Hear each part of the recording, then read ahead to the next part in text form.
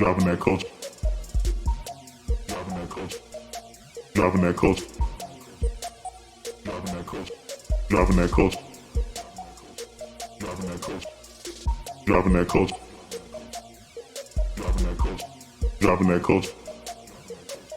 Dropping that culture. Dropping that culture. Dropping that culture. Hello again, folks, and welcome to another edition of Dropping That Culture with JD and AJ. I am JD. And I'm AJ. All right, and welcome back to another edition of our show, the second one of 2020. We're very, very happy to have you guys back with us. And as it happens, our first part two. Yeah, it is our first part too. But before we actually get into that, we still got some regular segments on the show, and also we got some news for you guys. So let's go ahead and break into that. Now, the first one, of course, a favorite of the show, 7 Degrees of Eddie Murphy, where I can connect any major American film star within 7 movies to the great Eddie Murphy. Like I said, it's a variation of 6 Degrees of Kevin Bacon, but I like this better. So does everybody. You're damn right they do. All right, so what names do you got for me today? I'm going to start with Ann Archer. As I knock over... Yeah. Sorry about that. Yeah. It wasn't a real earthquake. Yeah, no, it was not a real earthquake. Apparently, we're trying out a new setup today, and it didn't quite work out for half a second there. And apparently AJ has very shoddy reflexes. Apparently. Yeah. All right, so going to Ann Archer, you said? Ann Archer. Oh, that's super simple. Ann Archer was in Patriot Games with Sam Jackson. Sam Jackson wasn't coming to America with Eddie Murphy. That was super simple. That was like ridiculous. I know you're trying to use complicated, but I can do another simple one with Ann Archer. Ann Archer was in The Art of War with Wesley Snipes. Wesley Snipes was in Dolomite Is My Name with Eddie Murphy. So two ones. Okay. All right, so give me another star, sir. Kate Bosworth. Oh God. Okay. Is that a little bit of something? No, I still get it. Okay, Kate Bosworth. I'm sorry. Just I have to take a personal note because I still feel to that she's the worst Lois Lane ever. I hate it. It's pretty bad. I hated her as Lois Lane. Pretty bad. Plus her head was too big for her body. Can you connect her through Superman? That's actually what the direction I was going. So Kate Bosworth was in Superman Returns with Kevin Spacey. Kevin Spacey was in Horrible Bosses with Jamie Foxx. Jamie Foxx was in Dreamgirls with Eddie Murphy. Yeah, once you get to Jamie Foxx, it's pretty much... Actually, let me be specific. Horrible Bosses 2. Because, Jamie Foxx... He was in both of them. Was he? Yeah. I just watched the first one the other night. Oh. That's how they know to go back to him in Horrible Bosses 2. Horrible Bosses or Horrible Bosses 2. Either way, Jamie Foxx. It connects. Yeah, gotcha. All right, so that's 2. Ann Archer and, what's the name? Kate Bosworth. Another one. Give me one more. All right, give me one more, man. For the last one, it's probably going to be too simple, but... Let's do it. Let's see. Tom Cruise. Not as simple as you would think. No, I'm sure it's going to be more simple. Oh, yeah. Well, you know what? I could go the route that you're going. I think I know exactly where you're going with that, but I'm going another route. Tom Maypother. Thomas Cruise Maypother the Fourth. Yes, that is accurate. That's so fucking hard. That's horrible. Tom Cruise is a good choice. Okay, Tom. You need a stage name. Yeah. Tom Cruise was in. Let's go with this. This was in. Yeah, I know. Now I know there's another way you're going. Tom Cruise was in Tropic Thunder with Ben Stiller. Ben Stiller was in Tower Heights with Eddie Murphy. Yeah. I was also going to go. You could also go the Jamie Foxx route with him too, because they were in Collateral together. Yeah, that's true. Yeah, so that's why I initially thought you were going, but yeah, either way. But yeah, Tom Cruise. All right, I'll be honest. I think I probably watched Tropic Thunder too much because that's where my brain went. Player. I was going Ben Stiller. Player. With the G5. Yeah. I need the G5. Player. And a lot of money. You're so stupid. Apple bottom jeans. With that little stupid slapping dance he was doing, yeah. But that was actually one of my favorite Tom Cruise. That is my favorite Tom Cruise role, yeah. Of all time. Yeah, that's great. It's hilarious. Actually, my favorite Tom Cruise role of all time after Collateral is actually Lestat in Interview with a Vampire. You know what? For me, it's Tropic Thunder. I know it's weird. Mm-hmm. Tropic Thunder followed immediately by Collateral. And then actually, I kind of liked. What was the name of the one where it's the true story about the the German coup to take out Hitler? I know what you're talking about. You know the one I'm talking about? I know exactly what you're talking about. I forgot the name of the movie. It was like a whole big thing to get it made in Germany because the whole Scientology thing was like an issue because Germans didn't, they're not. Yeah, I remember the whole thing with Tom Cruise in the uniform. Somebody and out shit. there is screaming it at the. I'm pretty sure they are, but whatever. Whatever. Yeah, well, that's what you call the streets, folks. Yep. Yeah, so yeah, the streets. What was that? That was a cigar. Okay, cool. All right, so we got 7 degrees of Eddie Murphy for this I'd be week. willing to bet nobody even heard it hit because of where the microphone is, but whatever. Well, yeah, that's cool. We'll find out. Yep. All right, so we got 7 degrees of Eddie Murphy now. Let's knock out. Let's bring back another one. WWBS. What would Busey say? Now, do you have a subject for Busey? Well, it was nice to find out what he hated last time. Okay. Now, given our news segment we're getting ready to roll into, and the fact that, as far as I'm aware, Mr. Busey has been snubbed by the Academy every year. What would Busey say about the Oscars? The goddamn Academy Awards. Every fucking year I sit there and I watch this hedonistic goddamn bullshit. Everybody's sucking everybody's dick, metaphorically speaking, of course. If they were sucking each other's dicks, it'd be a lot more interesting to watch, to be honest with you.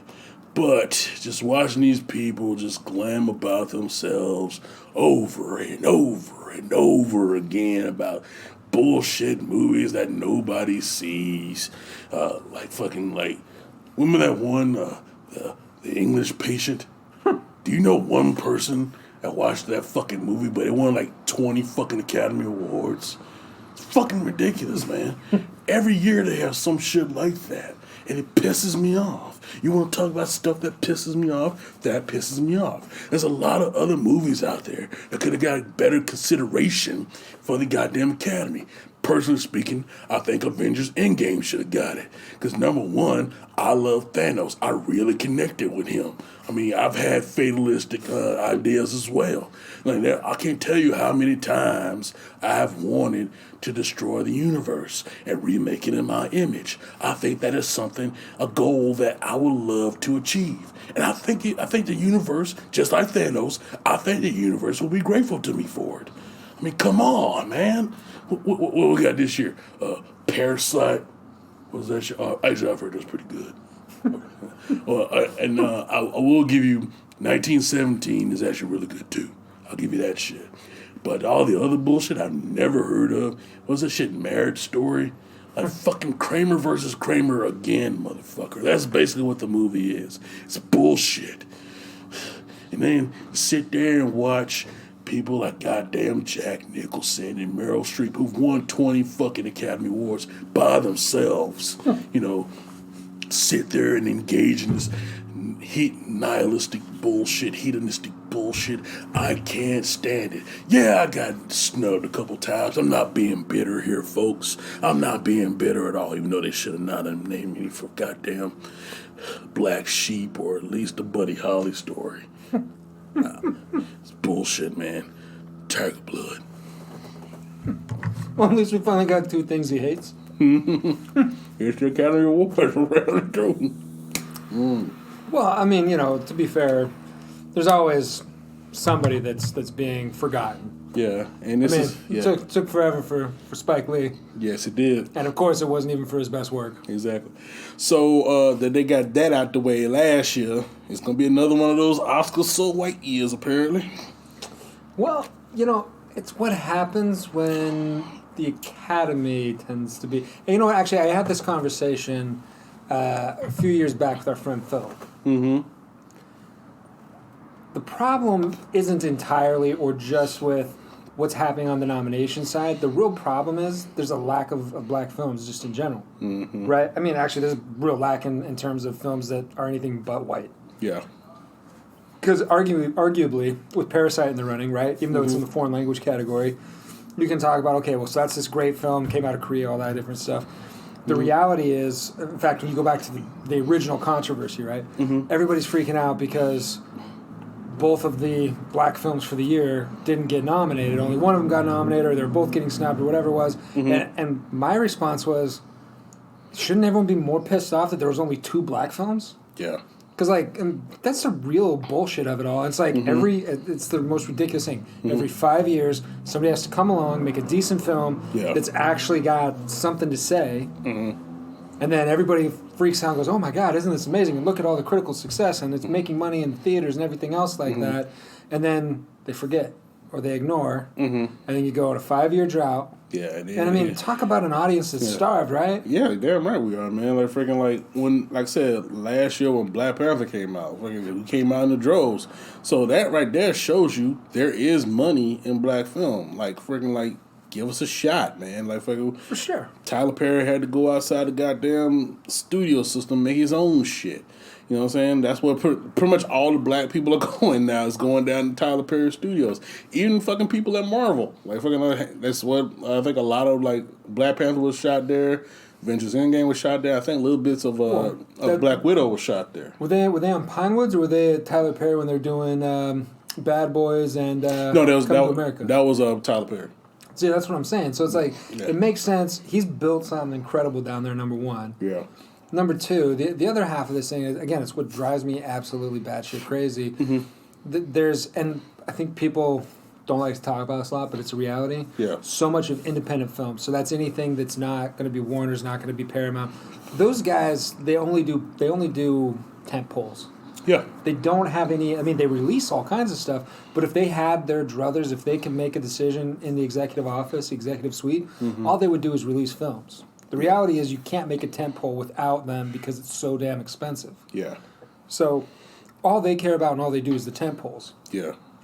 The way you finance everything else in film, it's done primarily through a mixture of foreign pre-sales. So you're putting together contracts with foreign buyers overseas. And then obviously if you can find it, right, you're going to go get your money from investors up front. You know, if somebody's got that rich uncle, or you know, there's actually companies, producers that's all they specialize in. The Texans. And then Texans, or I mean, just other guys who've done really well in software, whatever it is. And then you're going to go out and try to find yourself some production incentives. Yeah. Now that first one I was talking about, the foreign pre-sales, that's where the real problem lies, and the reason is most of those guys, unless you're talking about, you know, something that's going to be really big story driven, which is really hard to come by. They're only looking at names, and the reality is, because I've pitched stuff before and I've been told this, reality is there's a select number of straight up white names, and that's the only thing that'll sell foreign pre-sale. Yeah, unfortunately. I mean, I've been told to my face, even though I had no chance of getting Denzel, no contact to Denzel, that even with Denzel attached, there's no way they would have anything to do with me on that film. Jesus. And it's because they said he wouldn't sell well enough in these particular territories. And that's sad to hear, man. Yeah, and it's Western Europe. Yeah, exactly. You know, I mean, as much as they want to talk shit and say, you know, we're backward or we're slow, we're dragging ass, whatever over here, I never thought, especially in Hollywood, I'd run into that. But there you go. That is it. And speaking of Hollywood, let's go ahead and get into dropping that news. Dropping that news. So the big news right now in Hollywood, this past week, they announced the nominees for this year's Oscars. As we've already spent time talking about. A little bit, yeah. But I'm not really going to go down the whole listing of it because there's way too many things. But we're going to go ahead and hit the highlights. Number one being a film with the most nominations, Joker. Yep. And the nominations include Best Picture, Best Director, Best Screenplay, Best Score, and of course, Best Actor, Joaquin Phoenix.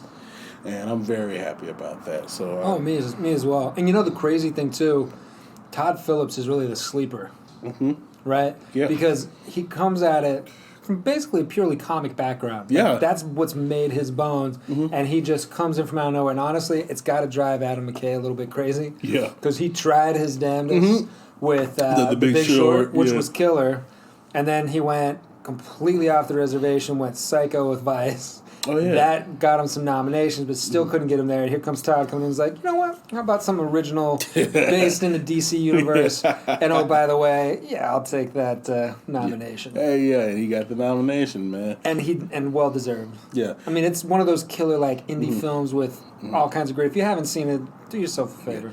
And because of the talk of Joker, like I said, I've actually commented on this previous, but like there's been a lot of swell of it lately that they're talking about Todd Phillips doing a Batman movie, which I'm on board with, set in that same universe of Joker. Yep. So let's see how everybody's like how his Joker turned out. Let's see how his Batman would turn out. You know what I'm saying? And the same thing would be his own thing. But also, some congratulations go out to Scarlett Johansson. She pulled one of the rare things in Hollywood. She got a double nomination this year. 2 different categories. Yeah, both for Best Actress, period, for Marriage Story, and Best Supporting Actress for the movie Jojo Rabbit, the Taika Waititi film. Yep. And like I said, I've only seen Marriage Story. She's great in it. She's fantastic in it. It's a very depressing movie, but but she is fantastic. That's why it's nominated. Exactly. It's so depressing. You got to be so sad and like fucking just like, oh my god, this is so awful. There's no happy ending. Like, but this is life. This is real life here. Well, that's like what was it? American Beauty. Mm-hmm. I loved American Beauty. But no, but I'm saying it's like it's super sad and depressing the way that ends. If you haven't seen it by now, I mean, seriously, what the? But when Kevin Spacey is shot to death by the dad next door, and like, I mean, it was very well written, but again, it was one of those ones where it's just like right as his life, this is depressing / beautiful. Yeah, right as his life was finally getting turned around, and he gets killed. Yeah. Over some bullshit. Yep. Yeah. So, but another thing that's going on right now because of the nominations, people are talking about the snubs, people that should have been nominated but didn't. And the main 3 names that have been popping up that I've seen on several articles, Eddie Murphy for Dolomite Is My Name. He should be used to it by now because if he's gonna get snubbed for Golden Girls, I mean Golden Globe. No, Golden Girls. Remember? You said Golden Girls. Wasn't that? Oh no, what was it? Dream Girls. Sorry, I said the wrong one. Dream Girls. I'm thinking he was not in the Golden Girls. Yeah. Dream Girl. Right? Thank Dream you Girls. for being Yeah. Dude, it was a long day. I started at 5 this morning. We're keeping that. I'm not changing nothing. People have a right to know how tired I am, but I'm still doing this because I love it.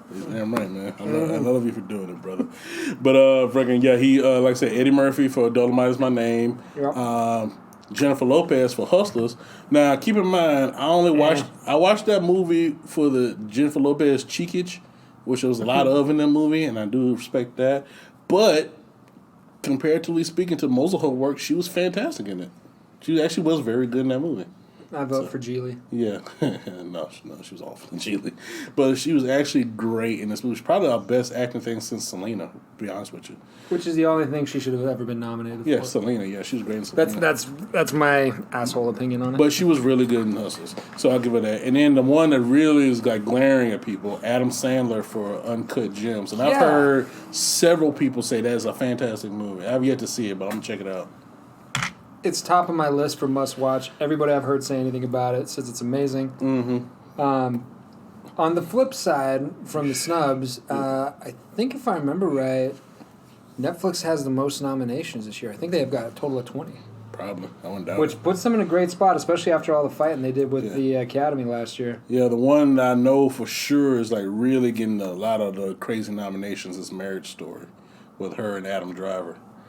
With Scarlett Johansson and Adam Driver. Yeah, that's the one that's really getting the most attention right now. I can see that happening with Netflix, and I know they got a couple of documentaries that's also being nominated and stuff like that. Yeah. But yeah, like I said, the Oscars gonna be around pretty soon. I think February 7th. I think it's the ceremony, something along those lines. Pretty soon though. I guess good luck to the nominees, etc., etc. One last thing I'd like to throw in because I was actually out in Los Angeles actually on Sunday, for a book launch called Secret Remains for somebody who's supporting the Cold Case Foundation, who I do some work with. I was actually going to comment on that because I saw the videos and shit. Yeah, well, what was cool that she told me that I totally missed, so that documentary we were talking about before, and this is just me sharing a little bit of what I think is kind of fun and interesting. It's working out for me on the credit side of things. Apparently, she told me I got a special thanks and The Confession Killer. Oh, on Netflix? Yeah. Oh, I'm gonna do that. I didn't even know. I just helped him out with a couple of things, dropped off a few pictures here and there, did some scanning or whatever, and I just figured it was one of those things that like I gotta check it out. I'd never get anything, but somebody actually gave me a special thing. So my boy, all right. Shout out to Taki and the guys. Thank you very much for that. That's what's up, fam. Yeah, credit's a credit. Cold Case Foundation, correct? Yeah, with the Cold Case Foundation. Check us out on Facebook, all that. Support us. Those guys, if you've seen The Confession Killer at the end... They look for AJ. Yeah, they're looking for AJ. The Cold Case Foundation guys show up because they're working 2 cases that were involved in that. One's out of Lubbock, Texas. The other one's out of... San Juan, New Mexico. They're just kicking off right now a fundraiser. They're trying to raise about $20,000 total because they need to do some forensic testing on the one out of Lubbock, and then they're actually working with the sheriff's department in New Mexico, and they got to go back down there and do some stuff, spend some time on the ground with their team and everybody. So, if anybody's interested, wants support, jump into it. If not, like it, share it, spread it out on Facebook. I don't get paid. Everybody over there is voluntary. This is just doing good stuff, catching bad guys. So that's what's up, man. Also, another big trailer that popped off this last week, especially I think in like last 2 days or whatever, Morbius from Sony. Yes. Now this is the latest in Sony's attempt to capitalize on the Spider-Verse. Hey, that's all they got. They're gonna live there. Yeah, and they are actually doing very well with the Spider-Verse right now, especially after the success of Spider-Man Into the Spider-Verse and the real success, especially live action for them, Venom, which was very unexpected. But yeah, it was a very successful movie, and as a result, they're doing another movie, which is another Spider-Man spinoff, Morbius. Or more accurately, Morbius the Living Vampire. This is another character. It's very similar to Venom. He started out as a Spider-Man villain. He's actually been around since the 70s. But yeah, he's started out as a Spider-Man villain, but in recent years, especially in the comic books, he's been painted as, the tragic anti-hero, vigilante type deal, very similar to Venom. And also the character, which a lot of people don't know, has a lot of ties with Blade. The vampire hunter. Yeah. In the comic books, Morbius, a bite from Morbius is actually responsible for turning Blade into a daywalker. Because prior to that, for decades, Blade just operated as a highly skilled guy who was like immune to vampire bites and could sense vampires, but that's it. But then he got bit by Morbius, and now he has all the powers of the vampires, but none of the weaknesses. Because the fact that the difference between Morbius and other vampires is Morbius is an artificial vampire. He's scientifically created. Okay. Whereas, Blade deals primarily with the mystical, supernatural vampire. Which makes sense as to why he'd end up with that weird thing where he's a daywalker. Exactly. So, playing around with the DNA. Yeah, but it's Jared Leto playing Morbius. And actually... I hope it goes better for him than Joker. I'm pretty sure it will. I just seen the trailer. It looks fantastic. Yeah. So I'll give him that. And also, from the looks of it, they're actually trying to tie it in with the MCU. Because they've actually had, if you look at the trailer, there's a couple times, I'm not going to spoil it for anybody who hasn't seen it, but there are actually a couple of ties to the MCU that are very visible, especially one very big one at the very end that I'm not going to spoil for anybody, but they're tying it into the Tom Holland Spider-Man movies. Okay. So they're trying to connect it all together, man. That Spider-Verse, bruh, is making money, man. Well, I mean, the big problem Sony's had for quite some time now, pretty much continuous, they don't have any franchises. No. Right? I mean, Warner did a great job setting up with Superman and Batman back in the day, right? Mm-hmm. Paramount, Viacom, you can go down for hours and hours on that. Same thing with Fox. Like, everybody's got a set of killer franchise pillars holding them up. Yeah. Sony is entirely supported, 100%. A little bit TV, right? Because you got to give it to Seinfeld, that kind of thing, Wheel of Fortune. But really, it's all Spider-Man. And they're trying to jumpstart Ghostbusters. Right, again, their big issue, their challenge is, because they have such a limited selection of properties that are franchisable, right now the new model shifted, right? Everybody, it's all the comic book side of stuff, but that's all snapped up. There's nothing available unless you want to go new, and what's the point of going new? You don't have the same depth in terms of fan and all that stuff. So they really have to find ways, and I wouldn't be surprised, especially with the success of Joker, if they don't have it in development already, if in the next 5 years or something, you see some other villains somehow coming out of the the Spider-Verse that they try to break off on, like Green Goblin or something like that. Actually, they have tried to do that. They've actually been speculating on this for years. They've been trying to do... there's a group in the Spider-Man lore known as the Sinister Six, which is basically a collection of villains who have all hadn't gotten their ass kicked repeatedly by Spider-Man. Mm-hmm. And they decide, you know what? Fuck it. We can't beat them by ourselves. Why don't we work together? And they team up. They've actually been talking about doing a team-up Sinister Six movie for years now. Ever since like their own version of Suicide Squad. Ever since the like Andrew Garfield movies, right? So they've been trying to do it for a while now. And from the looks of it, there's been some rumblings. There's little foreshadowing of it in Spider-Man: Homecoming towards the end with the Michael Keaton character. He's in prison. They're talking about, and he meets another prisoner who was not actually identified in the movie. But they actually find out later his name is Matt Gargan, who's another Spider-Man villain, the Scorpion. And he's talking about, like, hey, there's other guys in here who've had issues with Spider-Man, like, freaking, like, maybe we should work together. They make a little speech like that. So that would not surprise me if they try to develop a movie of just that. Because, I mean, short of that, they're like everybody else in town. They're desperate to try to find the next Harry Potter or something. Because, I mean, they are literally swinging in the wind. Mm-hmm. And seeing the thing right now is, if you look at it, I think top spend right now is Disney, followed closely by, it's either Amazon or Netflix, depending on which numbers I've looked at, for new content creation. Sony's about middle of the pack. And, the issue is, because you've got this consolidation on the streaming side, Crackle hasn't done very well. Yeah. That's been an issue. You now have HBO Go's grabbing some of these other properties that were out floating around. You've got the Peacock coming out, right? Mm-hmm. Warner's using basically HBO Go to be their new streaming service. So as it ramps up, they're sitting there looking at their libraries, and they've got two options. They can either be a leasing company, a title holding company, which is kind of what they're stuck at right now, or they have to find a way to break out and come back in and really start competing head-to-head as a peer with these guys. And as it is right now, they're falling back towards a mini major status from the major they've been. Right. So it'll be interesting to see which way it goes, but there's a lot of exciting things happening on that end, that's for sure. That's right. All right, so we got that knocked out. That was dropping that news. Now let's get it back into the meat and potatoes of this goddamn thing that we started last week. In Living Color. The sketch show from the 1990s by Fox Television, created by Keenan Ivory Wayans. Last week we went over the creation of the show and also pretty much all the way to its ending. And then we started getting into actual sketches, recurring sketches. We got cut off last week because we ran out of time, but we're going to go ahead and... Well, I mean, in fairness, it was 3 hours and 15 minutes. It was our longest. And we were in it, though. We were ready to keep going. Yeah. In fact, when I looked at it, I was like going, oh, shit, I got to work tomorrow. And the thing about it is, like, fucking... Let's go ahead and knock this out, because you do got to work tomorrow again, right? Yeah. So let's go ahead and knock this out right now and get into it. All right, so we were talking Men in Film. That's right. That was the last thing we dropped off. Yeah, Men in Film.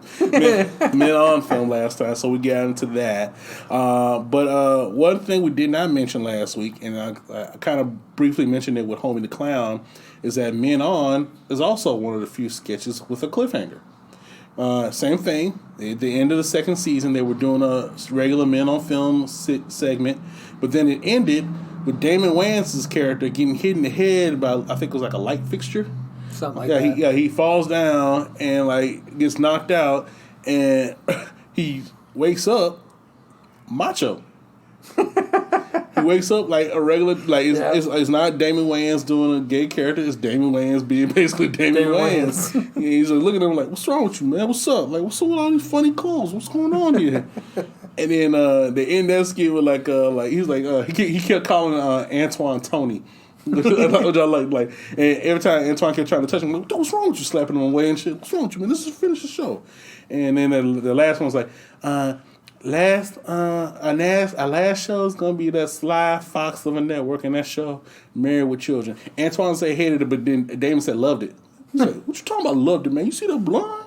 Look, she got two midgets in the front of her chest, man." And then because of the fact that Damon was like talking about men stuff, he faints, and that's the end of the skit. To be continued. And then they open it the next season 3, and it's still that way. Damon Wayans is still butch and macho, and David Alan Grier is still super flamboyant. "Hello, I'm Antoine Merriweather." And then like doing it. He even changed it at the beginning. He's like, "Hey, what's up?" on Blaine Edwards.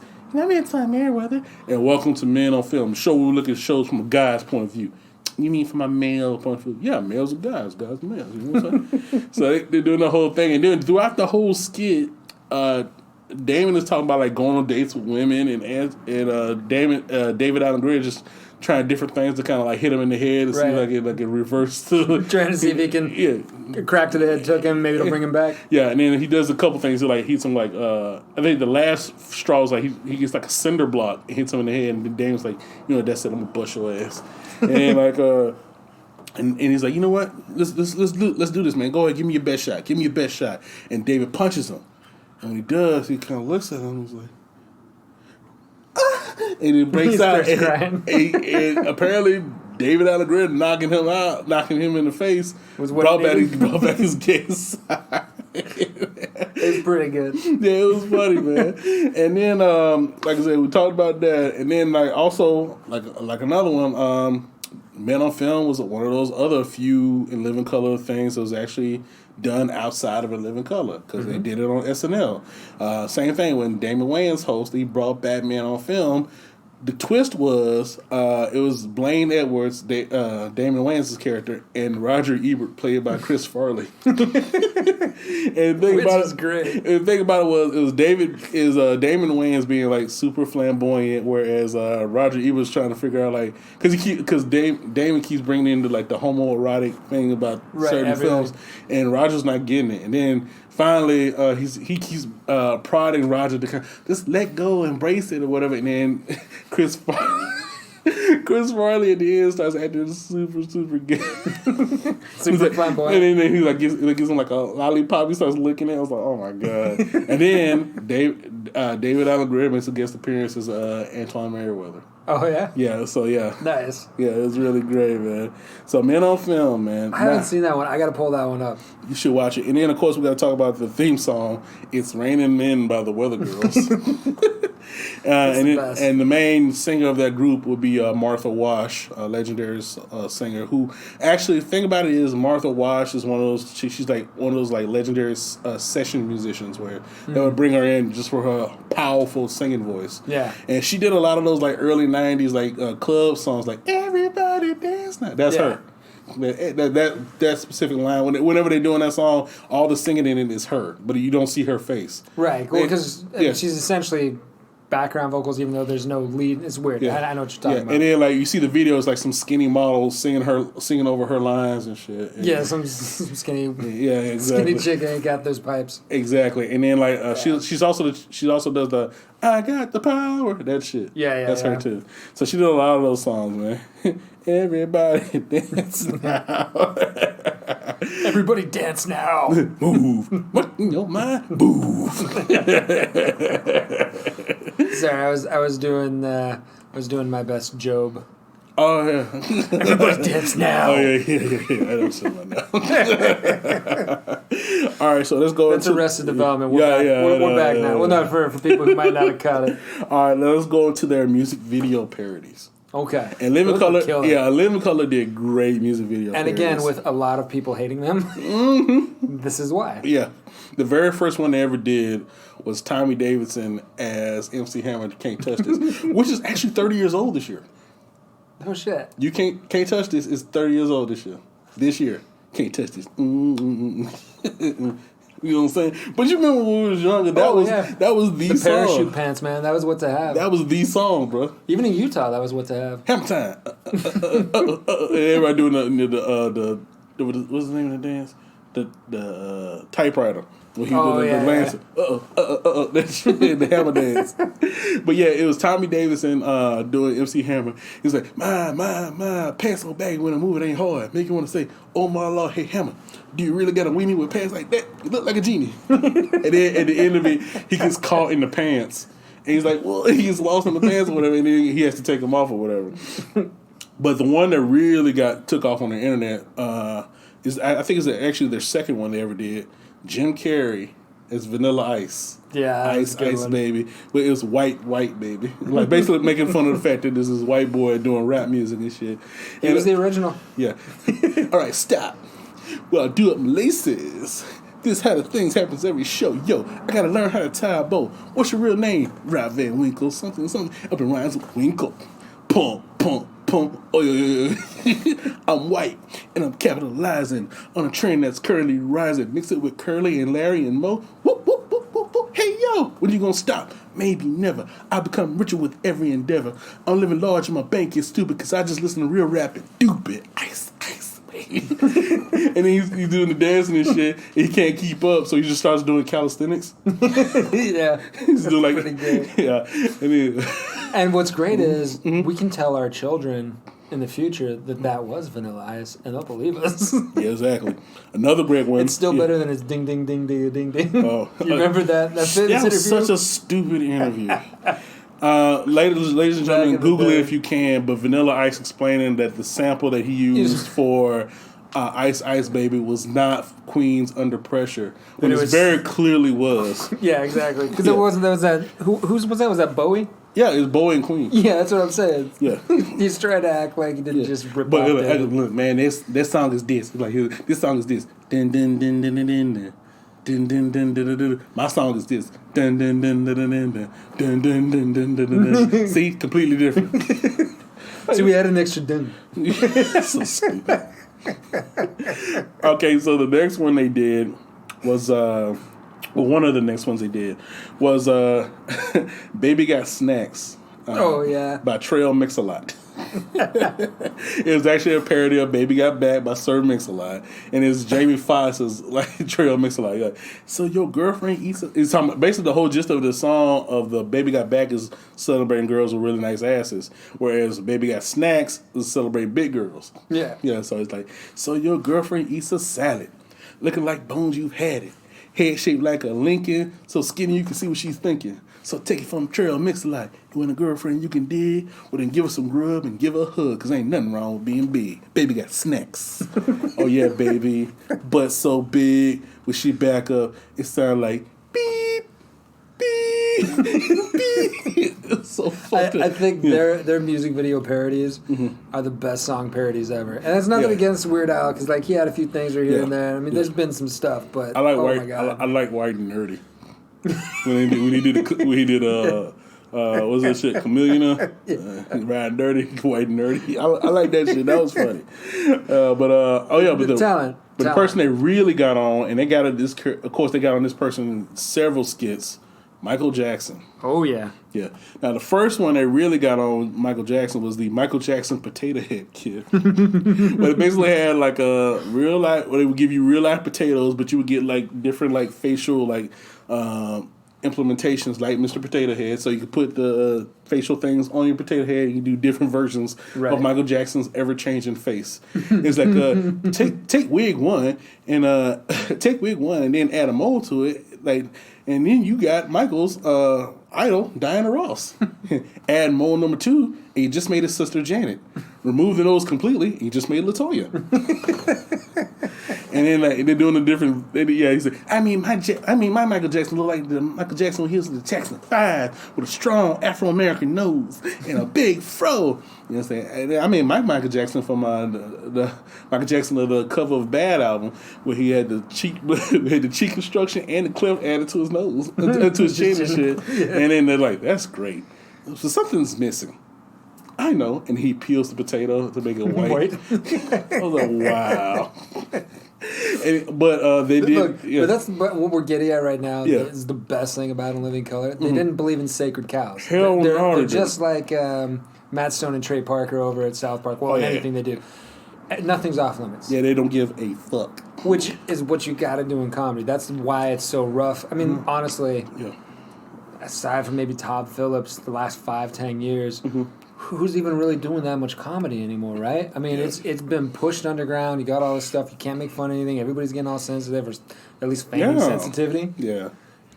And then the people you do have doing some comedy, a little bit here and there, they're picking sides. And at that point, you're just pissing people off because nobody's seen as an honest arbiter. Like the best comedians, the best comedic writers, the best comedic shows are not biased. Exactly. They're equal opportunity offenders. Yeah. That's what you got to have. Yeah. Now, going back to the Michael Jackson thing, they did videos of Tommy Davidson primarily as Michael Jackson. The first one was black or white, and his whole thing was like his his identity. What God, people that's felt was great. what they felt with Michael's identity crisis. Where is he a black man or is he a white man because of the lightening skin and his changing appearance at the time? Which this may actually be the most popular one on the internet right now. Yeah, black or white. Yeah, and he's like the lyrics are so stupid. I'm still a virgin and I'm 33.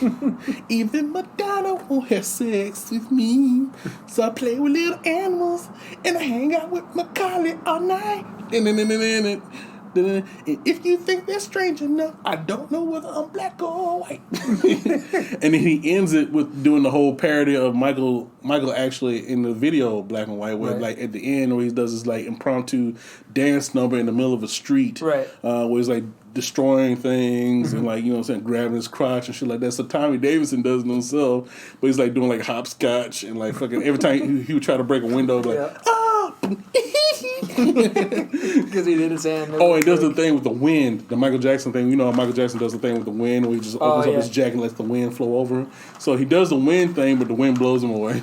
And then at the very end, the officer comes along and seeing Michael doing all this destruction. Yeah. And Michael's like, "Officer, I wonder if you could tell me, am I black or white?" And the officer says, "You're under arrest." Okay, Michael's like, "What? Well, I guess I am black." I was like, that's fucked up. And that's why it's the most popular one of these on the internet today. Yeah, and then they did the Brady Bunch shit with Michael and the Jackson family. Yeah, as much as they get on Michael, they got on his family just as much, if not more. Again, equal opportunity offenders. Yeah, like it is like here's a story of a man named Jackson who's bringing up some very lovely kids. Like something, one with talent. The rest will hit the skids. They got money and changed their noses. Michael's trying to look like Miss Diana Ross. So is Janet and Reby and Randy. But Joe's still the boss. It's like David I agree with Joe. It was so weird, y'all. Like Tito's fat and my hangs with Macaulay. That's the way we all became the Jackson Bunch. And then they did another one where like Michael's like went away and Joe's doing like a garage sale at Neverland Ranch. Right. Like all of Michael's stuff must go. So it's like look at this little box right here. We got all the stuff for his monkey Bubbles. Bubbles dead, so you can have it now for a low price. Like, look at these overalls. Look at this here sweater. Look at this pair of silk panty drawers. Oh yeah, these LaToyas. Get on them. And he's like threatening his kids and shit. And then he has Michael's hyperbaric chamber. And then like you could be using for all different uses. Say you got a daughter who write all these books, won't keep her damn mouth. She's talking about LaToya, who wrote the like tell all book of the Jackson family. Yeah, say you got a daughter who won't shut her damn mouth. So you put her in there and keep her in there. Like now if you come by in the next 20 minutes, you can I'll throw LaToya free, and you better hurry up because about 20 minutes of Ash, all she got left. And then they did another one. They did a parody of Joe and Michael's video, in the closet. The one was like he's in the desert. It's him and Naomi, him dancing around Naomi Campbell. Yeah, yeah, that one. So and in the video, it's Joe and LaToya. Yeah.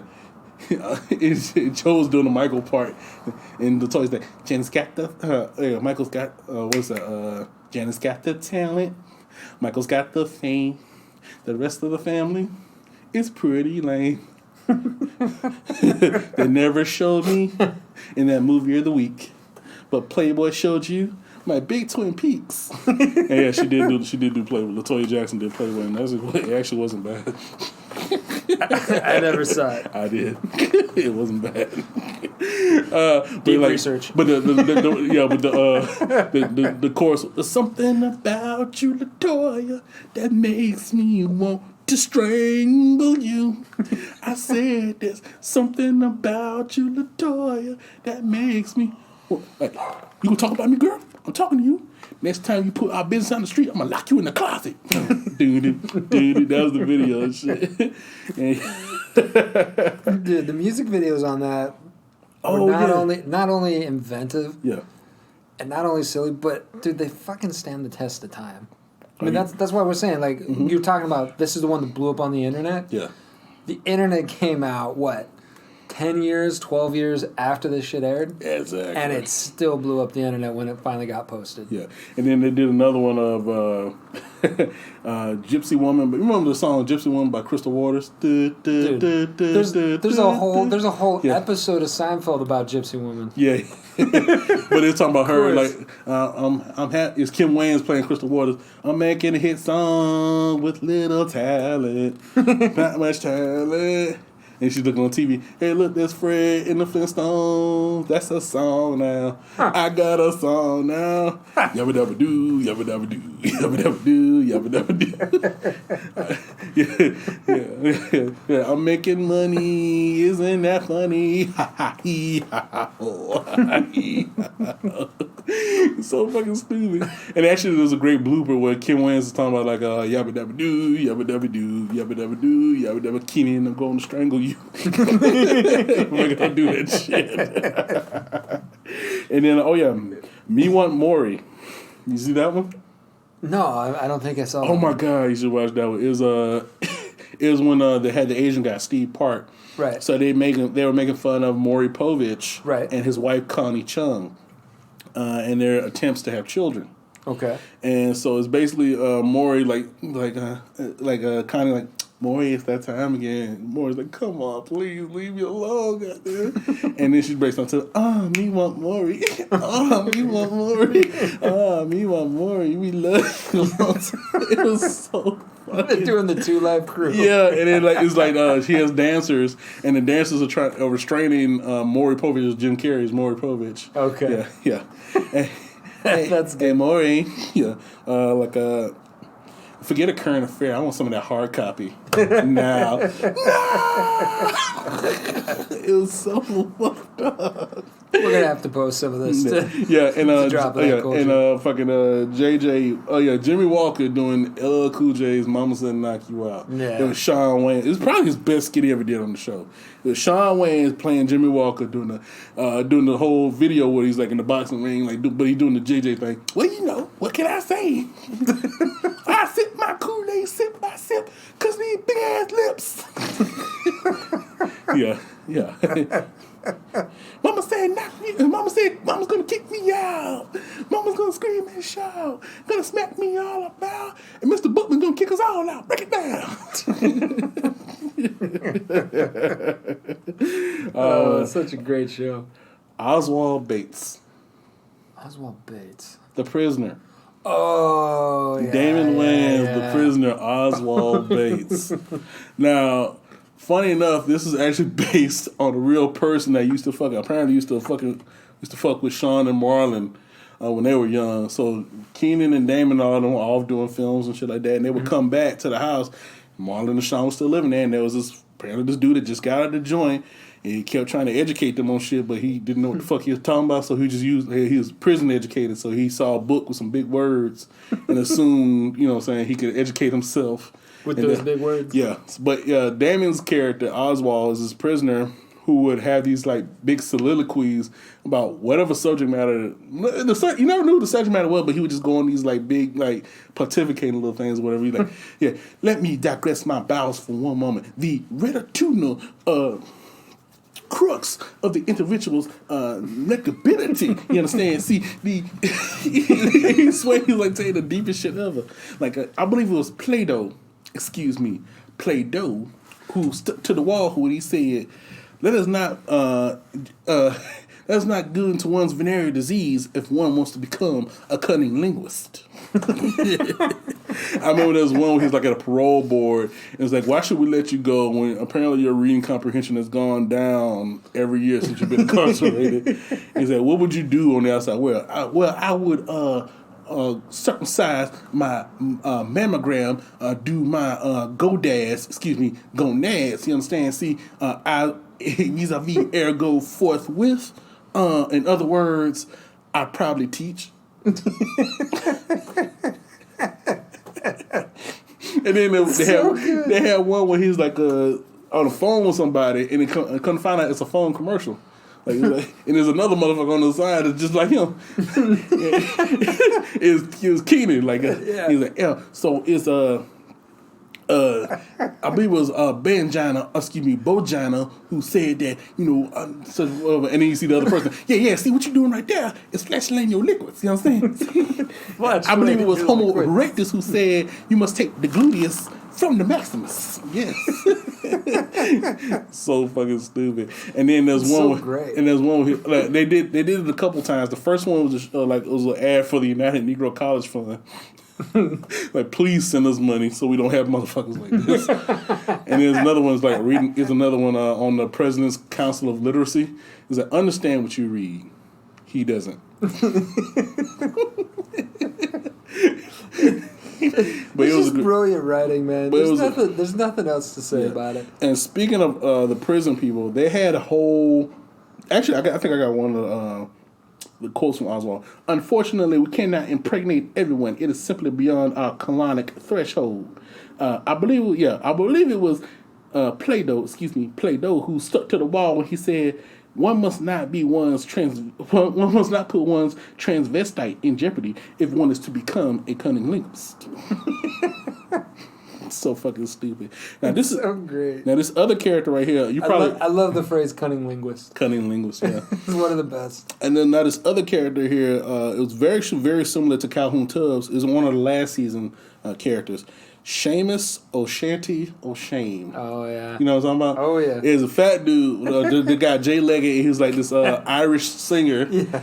And they would always bring him in to like depressing places like suicide watches or like homeless shelters, and he would come in. He's supposed to be lifting the spirits of the people there, but his songs would just like degenerate into like these like he's supposed to be like these Irish like folk songs, and they would just degenerate to these very very violent things like he probably fight friends, but he probably won't.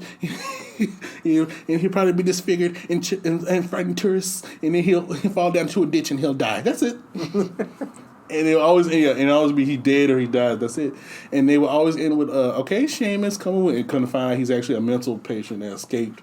He keeps escaping, and like they keep bringing him back to the mental ward and shit. So Seamus O'Shanty O'Shame, Snacking Shack. Stupid fucking skit. Snacking Shack. Okay. How dare you? God damn it. I'm sorry. Okay, so Snacking Shack is this restaurant that they have on a Living Color. And it was like the nastiest, most disgusting restaurant ever. Usually it was like Kim Wayans, who was like this like waitress who like had real bad hearing. She would always give them like a dirty fucking cups of water, everything was always disgusting. Everything like fucking food that hasn't been washed and shit. Like, oh my god, there's a spot on this fork. Oh, let me get that, baby. And she'll lick it off and then give it back to him like, ugh. And do you have any salt and pepper? And then what she'll do is she'll take the salt and peppers out of her bra. You know? And like, do you want some sardines? No, I don't. Let the sardines. No. And whenever they would say something like they had the fucking bellhop guy, the cook in the back, like, ribs, ain't no ribs. It's Tommy Davidson. Yeah. I want to, hey, is it late? Get a plate, pick it up. Like he was like he had bad hearing too, so he just like give him everything. Like pick it up. And then the crazy part about it is they had one dude at the beginning, at the front of the store, like always saying these weird ass things, like just I can make a bucket talk. The crazy dude. It was David Allen Greer. Was the crazy dude. Yeah. I got the toe jam. Who got the peanut butter? and then one skit you come to find out he's the owner of this place. Which makes sense. So, it was the only thing that made the most sense. Yeah. Reels. Ain't no more reels. We got no more reels. Ain't got no more reels. Snacking Shack. Okay. Sweet Tooth Jones. You remember this one, right? It was Tommy Davidson, and he was playing this like kung fu. It's supposed to be like this kung fu instructor. Yeah. And we have two assistants. One was this white girl named Honeybee, and big black dude named Sugar Bell. Yeah. And he would come into like this like 70s song like dun, dun, dun, dun, dun. Yeah. What I'm saying? when somebody grab you back, yeah. Show 'em you ain't playing. Karate, protecting your body. Sugar Bell, yaki. Step to my left, step to my right. Like it's all right. Yo. So what he would do is like do like self-defense classes and shit like that. And like he would like always be referencing movies and shit like that. Yeah. Man. Like looking fine, man. You see get your foxy lady, man. You need the fuzz show up. Like, excuse me, what's the fuzz? The police, man. Get with it. Right on, honky. Every sketch was basically like a mini blaxploitation spoof. Yeah, he kept mentioning like different stars. Like, man, she like Pam Grier. She like Pam Grier, Fox the Brown. You know what I'm talking about? Yeah. And like, you supposed to be like, I thought you said you were a fight trainer. Hey, like, I thought you could really fight. Hey, I never said I did. I'm a fight choreographer, okay? And I know Robert Townsend in them. And then of course each skill would end with him getting his ass kicked by his students. Yeah. And then at the very end he'd be like, turn my song back on. They'd be like, and he'd do the yah thing again. And like, hey man, y'all want something to eat? I'll just go. But the thing about it was Tommy Davidson would always take off his shirt, do like exaggerated moves. Yeah. He had like this giant afro with a bald head and shit. And it was a very funny character, man. Now, since we talked about the prisoners, the prison cable network. Oh, yes. There were several skits that encompassed the prison cable network. Now, technically, Oswald is one of them because, in fact, he actually did skits with a couple other characters. Now, the main character was this Latino dude named Angel Martinez, played by Tommy Davidson. He was always like they would do like game shows and like host like different events and shit in the prison. But friggin' like Tommy Davidson, Angel Martinez is always the host because he's like so lively and shit. Hey, look on Angel Martinez, you know. Yeah. We're gonna start a show, man. It's good to be here. I mean, it's not good to be here, but you know, it's good to be here. You know what I'm saying? But he had like a real nice. He had, despite the fact that he was in prison, he had a real good personality and shit. And they would do different shows, and they had other prisoners that would come in. The other prisoners, one of them was Charlie Magic, played by Jim Carrey. He was basically Charlie Manson type character, or whatever. But he would like play himself off as like a magician. Yeah. And like, you know how Charlie Manson had the fucking swastika tattoo in his head? No, was it a swastika or was it an axe? It was a swastika. I couldn't remember what he cut in his head. Something stupid. It was a swastika. But Jim Carrey's character, Charlie Magic, had the tic-tac-toe shit. Oh, yeah, I remember that. Yeah. And he was always like, hey, I know what you're thinking, man. Hell, I'm right inside your heads. And the first one, he's like doing magic and shit. But what it was basically hiding the dude's escape attempt. And so you like put a giant box and gave him a shovel, like, guards to the left, guards to the right, the guard in the temple sleep tonight. And you see this dude digging and shit like behind the box. Presto, he's just doing this bit of shit. Presto, alakazam, baby, doing the dance of the dead, and presto. And he opens the door, and the dude's gone, yeah. And you see this big ass hole, and I'll make Charlie here disappear. Come on, I'll make Bill here disappear, yeah. And then one over the PA is like, all right, Charlie, bring him back. I'm sorry, man. I don't know how to do that. And he escapes too. I remember one they did Win, Lose, or Draw. It was the Angel Martinez character. He was the host. Right. They had Charlie Magic. They had another character who's another popular prison character, Tiny. David Alan Grier. Yeah. And Tiny's thing was he was obsessed with, as he quotes, big breasteses. Tiny was my favorite because he obviously is this unhinged dude, and like whatever conversation they would have would always lead to him talking about breasteses. Which you have to wonder, based on the way he's played, if there wasn't at least a tiny bit of inspiration from Mike Tyson. Especially because of his speech patterns and the slight lisp and everything else he had going on. No, he didn't really do the lisp thing, but it's just like the obsession with breasteses. But it's the way he was saying breasteses. Yeah. And again, him being tiny and trying to play it up, but he's all big and everything. The first time they showed the Tiny character was in one of the Oswald Bates skits because he was doing like Hooked on Phonics, trying to teach Tiny to read, and he was reading them C. Jane, so good. Over like Fun with Dick and Jane or whatever the fuck that book is. He's reading it to that. Okay, so he's like C, Jane, Dick, angina. You can say Jane, so he's like angina, angina. You know what Johnny is, don't you? Oh yeah, I know. And he's like C, Jane, C, Jane's big breasteses. He always the hand of a breast. I can got the halibut breast. And then another tiny one was like they gave access to prisoners with phones to the phones or whatever. So he would call this one lady. It was Takia Crystal Kima. She's like at home. He's like, yeah, is this 555-4926? Yes, it is. So, do you have big breasteses? And she's like, oh my God, it's you again. I got the halibut breasts. And another one, he tried to fake an accent. The same lady, like, hello? Yes, this is from, I'm from the National Bra Association. We have an issue with some bras. Could you please tell me your bra size, please? 38 double D. Why? Oh, you must have real big breasteses then. And then it was kind of almost like they were wearing it out, almost sort of like what was it, the land shark in the first season of SNL. Yeah. Just kept coming back and I different remember ways. one when they did the prison cable. They did different ones. I'm gonna go back to the win, lose, or draw one, but another one they did was the prison cable beauty pageant. That was great. That was funny. And then they had Tiny and some volunteer nurse named Debbie Walsh.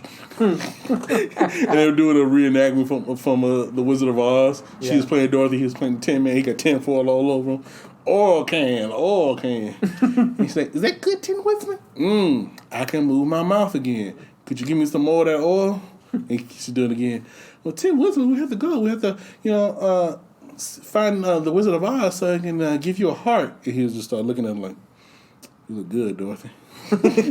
Maybe you can get the scarecrow a brain. You smell good too, baby. Tiny, you're not supposed to say that. Your breast is so nice and round. And look, I got to have you, baby. You just start tripping.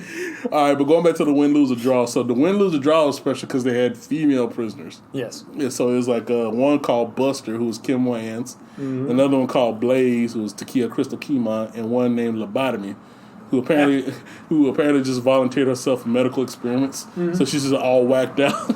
It was Kelly Caulfield. Yeah. And then the other side, it was Charlie Magic. It was Tiny. And some dude named Big Hector. And of course, always with Big Hector, Chicken is like prison bitch. And then Charlie went up to do the thing, the win, lose, or draw thing. And then for you kids out there who had never heard of win, lose, or draw, it's basically Pictionary. Yeah, it's basically Pictionary. But Charlie goes up there, Angel has the card, like okay, so wait, is it a place? Angel's like, yeah, it's a place. Why? I'm right inside your head. And he's Tiny's doing the guesses here, is it a woman with big breasts? And Charles I said a place, man. A woman with big breasts in a place. And then they had the rapid fire round, and it's the guys are winning, so they had Big Hector go up to take different pictures or whatever. It's is it vehicular homicide? Ding, ding, ding, yeah. And then another one's is it the dog that told me to shoot Rick Dees? Yeah. And then Tiny did was a woman with big breasts on Golden Pond. Ding, yeah. Okay. A plane flying over a woman with big breasts. Yeah, he just kept doing the big breasts thing and shit. And then I did another one with Jay Leggett. He was this dude named Fresh Meat. He was basically a prison bitch. As you'd expect with a name like Fresh Meat. Yeah, but his real name is Jack Porter. Apparently, he was in for embezzlement. Yeah, and got into the prison system and got. Hey, and now he's a prison bitch. Every once in a while, truth makes its way out in comedy. Yeah. But they did the prison beauty pageant and he won. Fresh Meat won. And David Allen Greer as Tiny is doing the fucking song. Ooh, there you go. You my favorite punk. That's right. You look so fine in them high heel pumps. Your breasteses are so firm. I got the hand of it, bro. And then they had one other character, the Death Row comic, which was Keenan Ivory Wayans. They only did him a couple times, but he basically would be behind a steel door with the trap door would open. And freaking, we got a conversation going on there, apparently. That's right. Fuck it. But yeah, it would be Keenan Ivory Wayans with the fucking steel door open. He just show his mouth. He was like, yeah, hey, how y'all doing? take my wife, take my life, please. Yeah. He said, I just stabbed my wife 57 times, and boy, my arm's tied. Yeah. It was like his stand-up was like the worst of like the 1950s. Yeah, yeah. You see, the key to my comedy is not in the delivery; it's in the execution. It was all vaudeville. The warden asked me how I'm gonna do. I said, "Hey, man, I guarantee to give you an electrifying performance." And then at the end, he'd be like, "All right, let's go." He'd be like, anybody here from the governor?" Okay. Good night. And then close the door slowly. Like, it's very grim, but like it's still funny. But funny though. It's very, very grim though. Okay. Vera DeMilo. Oh, yes. Jim Carrey as Vera DeMilo. One of his all-time great characters. So basically, for those who don't know, Vera DeMilo was this female bodybuilder that Jim Carrey would play. The thing about the character was, it was basically just Jim Carrey as himself in bikinis and shit. And he had his hair in pigtails. It was just him. He didn't change anything. But he would do these outrageous movements as the character. Well, again, we were talking about it. He's one of the greatest, if not the greatest, physical comedian of the last 50 years, easily. Oh, God, yeah. Definitely. And then he would do like... He's like a Gumby, man. Yes, he is, man. And then he'd do like the horse laugh. And he talk with that deep-ass voice. Hi, I'm Vera DeMilo. And he always had chewing tobacco and shit. Yeah. Now, the very first Vera skit was actually inspired by something Jim witnessed at fucking... He used to go work out at like Gold's Gym in Venice, actually. Sounds about right. And when he was there, he saw one of these big bodybuilder type chicks, and she was ordering a protein shake. He's like, okay, there's a character here. In that same deep voice, can I get a protein shake? And he's like, oh my God, there's a character here. So what it was a beauty pageant where like the contestants were like the fly girls were the contestants. Yeah. There's two of the fly girls who looked great, had great bodies, especially back then they were dancers, of course. And but the commenters, the commentary kept commenting on their breasts and how feminine they looked. And apparently that was a downfall for them. She just can't get rid of those darn breasts. I mean, just look at them; they're everywhere. But then the star attraction, Vera. Everybody knows. Oh man! And then Jim Carrey is like doing the poses and shit. Yes, magnificent. Like after a performance like that, can there be any doubt? Now the judges have made a decision, and the winner is Miss Vera DeMilo. And Jim Carrey comes with her. Now, Vera, congratulations to you. Now, there are rumors that you have used steroids. Now, would you like to comment on that? Yes, I would, Roger. I know there's a lot of jealous people out there that don't have the work and talent to look like this. I mean, let's face it. Women see me, they want to be me. And Vera, I have to ask you one question. Sure. Now, what is that bulge in front of your trousers? Now, girls gotta have her little secrets. That's where I keep my chewing tobacco. The next one after that one was Vera Coast, when she's trying to do a film career. Oh yeah. So they were doing this film trailer, and it's like Lou Ferrigno was the Incredible Hulk, and Arnold Schwarzenegger was Conan. Now world champion bodybuilder Vera DeMilo in Vera Cosa, Mistress of Destruction. And it's her doing a Conan gimmick. Is Jim Carrey doing a with a sword, and he has the sword and sorcery shit. And he's like fighting Gladiator. He's like, what's the girl to do? And he gets captured. Vera gets captured by her enemy, Key-Man of the Hanna-Barbera. His name is Keenan Ivory Wayans. The Hanna-Barbarians. He is here. I'm he who is here. Take it. I must. He's like, I have no clue what you're saying. What language is that? Is the tongue of my native land dyslexia? Now be my bride, and together we shall rule the Erudite. And she refuses. You're brave as well as beautiful. That excites me. You will never taste my ambrosia, Key Man. They're like, for I am Vera Cosa of British Caledonia, keeper of Nautilus, and the scepter of urinalysis. And so, like, if I can't have it, take it I shall. So I shall unleash the memories that kings and princes have died for. And rips off a bikini top and no breasts. Yeah. He's like, oh my God, I can't believe you just did that. I'm so humiliated. Now you ask for it. And this is a common thing in the Vera skits. Whenever somebody would piss her off, she would push them into her armpit. Yeah. And they'd be like, no, not the poison pit. Ah! And they would die and shit like that. And then they did another one where she did, and then she did movie parodies. Two movie parodies. One of them was Pretty Woman. And it's very funny watching that skit and looking at 1990s fucking Hollywood Boulevard. It's so great, though. Yeah, and it's like Jim Carrey as Vera as a prostitute, and it's so gross and shit. And David Allen Grier's character, like, he's looking for a prostitute, but like he passes on Vera, but she doesn't pass on him. Of course not. And he she pretty much hijacks his life and shit. Like fucking like are you sure you have to leave tomorrow? Yeah, I have to go. I really have to go. I don't think so. And the whole shopping spree thing from Pretty Woman. So he's like forcing to do that shit. So yeah, Pretty Buffed Woman, I believe is the name of the title. Yeah, I think that's right. And there's another one where the other movie parody was The Hand That Rocks the Cradle. I never saw that one. But they call it The Fist That Rocks the Cradle. It was Vera doing the Rebecca De Mornay part. Yeah. And then they had the crazy part. You know the part of the movie where she breastfeeds the baby? Yeah. They do the Vera thing. Let's see if I'm lactating. She does like fucking bodybuilding poses. Soup's on. Gets the baby. Gets the baby. No, I remember that the soup's on part. Soup's on. And he gets the baby and like, holds it by its ankle and just slaps it on the breast. La la la la la.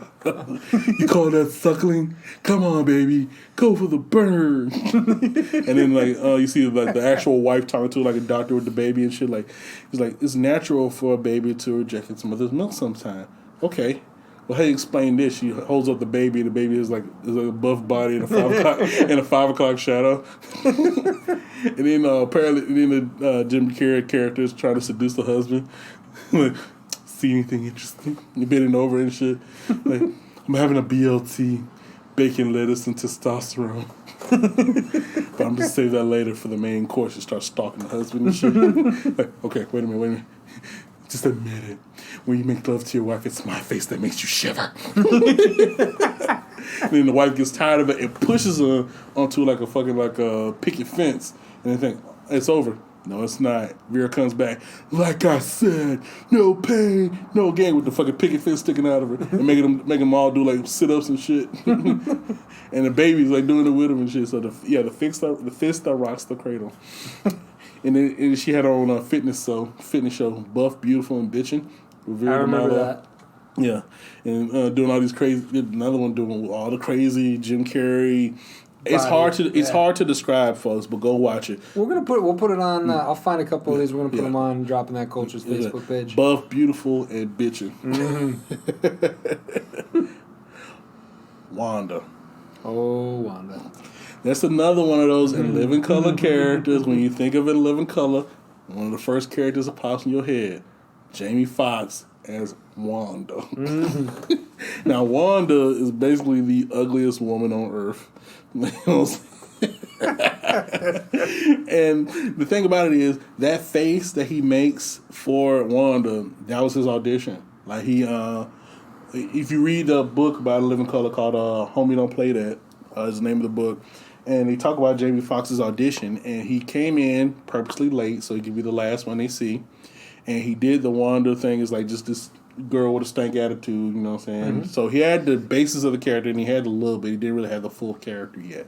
And then the character actually first debuted on Living Color in another skit for it was like a commercial parody where it's a Coyote Ugly Escape Kit. Where it's like Shawn Wayans waking up in the bed with this like, have you ever he's like, you ever had a rough night drinking and then you turn around and the woman you think is Robin Givens turns around and looks like Robin Leach, and it's Jamie Foxx with a Jericho wig and a Wanda face, and Shawn Wayans is just soon gnaw his arm off then to get rid of her. So the Coyote Escape Kit is a prosthetic arm that you use for those particular occasions.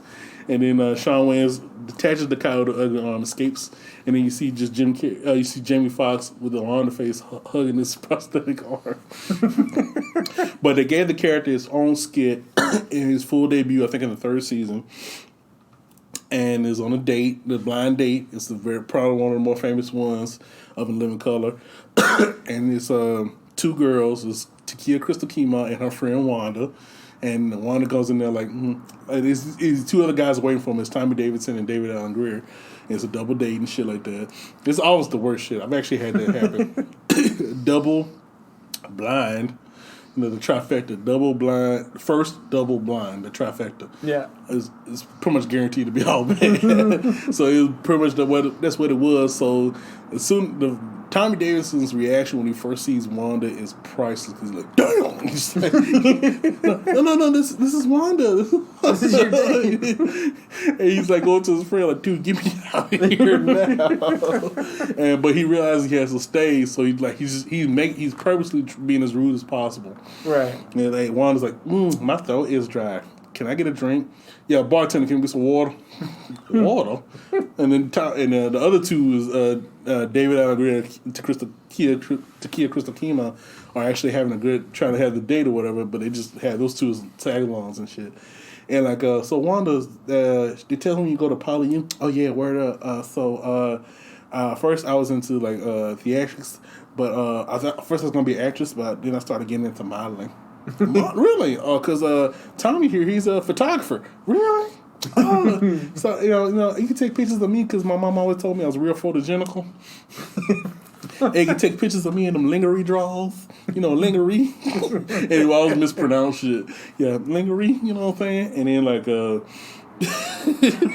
And then Dave's like, I thought you said your friend was cute. Well, I think she is cute, just like girls. Yeah. I think she is cute. And besides, it's not on the outside, it's on the inside that counts. Well, somebody should flip her ugly ass inside out. And one was like, what did he say? I know he ain't tripping. No, he said, I think I should go out there and turn this mamma jam out. Oh, I hear you. Let's go dance.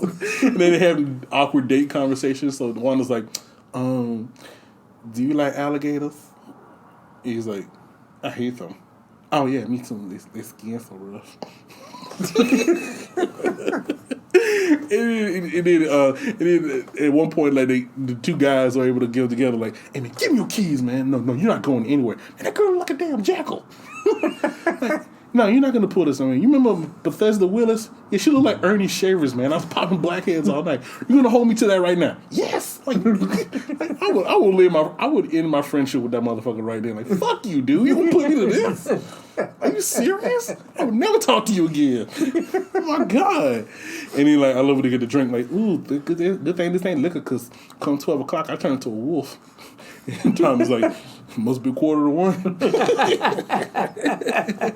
And then finally, so many great one-liners. Yeah, and then finally he has enough. And then the kicker with the Wanda skits is like whenever somebody would leave her, she always had a bunch of shit in her purse to, like, for whatever excuse they would have. Like she has something ready for it. He'd be like, I need some chapstick. Oh no, I got a thing of Vaseline. You just put some Vaseline on there, Like I need some cigarettes. Of course I got cigarettes right here.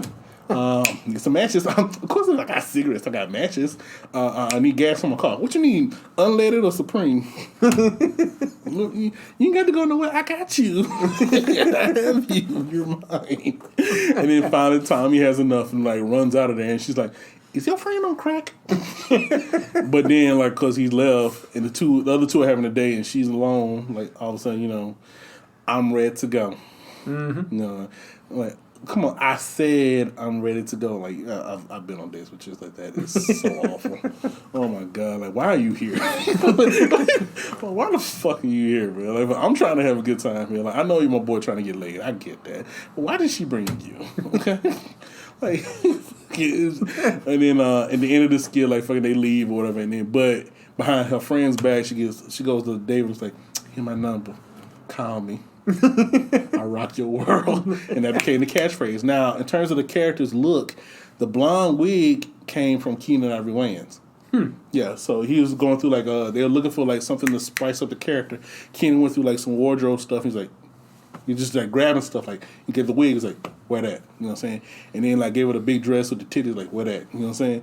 And then David Allen Greer himself is actually the one that came up with "I'll rock your world," which became one of his catchphrases. Yeah. You know what I'm saying? I will rock your world. That kind of shit. That shit. And then Jamie Foxx tells a great story. He's actually told this on the radio too. I believe on like Sway in the Morning or one of them type things, where he was dressed in full Wanda regalia, and the guest that week. The musical guest that week was Teddy Riley in Blackstreet. Mm-hmm. And as Teddy is leaving, Jamie Foxx, in full Wanda get up, goes to Teddy Riley, like, hey, you know, I'm also a singer, right? You know what I'm saying? Like, I got my demo tape right here. And he looks at Jamie in full regalia, he's like, impossible. And just walks away. It's pretty. Like, oh my god. This is a nah. Yeah, nah. And then, but the character stayed on, and after the Wayans left, it kind of became the most popular character on the show. Well, yeah, yeah. Like, and then they did different ones. Like another one I really love was the Basic Instinct one. Yeah, yeah. Where they did a parody of Basic Instinct. They had Allie Wentworth as the Sharon Stone character. They had Tommy Davidson as his cop doing an investigation of his murder, and like she has him on the bed, like I had him on this bed like this, naked, and helpless, and then she blindfolds him, and he's like, and then what happened? Then my girlfriend took over. Girlfriend, and it's Wanda. And then he does the one, and then like, they're flirting throughout the whole thing, but he's blindfolded, so he doesn't know idea what she looks like. Like, ooh, hunt me down and take me, sugar high like a bowl of grits. Is that I thought cops carried a 45. What you got right there is a 357 Magnum. Hey, Dirty Harry. It's so funny. And then finally, hey, what you gonna take this blindfold off and play the show and tell? Okay, then show and tell. He takes the oh my god. And Wanda's like, I thought you said you wanted to be with a freak. Yeah, I want to be with a freak. I want to be with a damn freak. Yeah.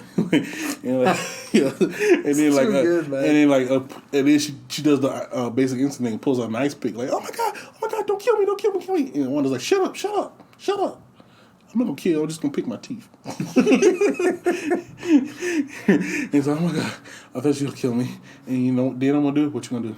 I'm gonna rock your world. And he's like, kill me. Kill me right now. Just put it in my neck right now, please. And no, it's cool. I'm just gonna sit back. I'm gonna have a little smoke, get a little cigarette or whatever, and I'm gonna show you what you're missing. And then it pulls his legs right over. Wanda pulls his legs right over. He's like, oh my God.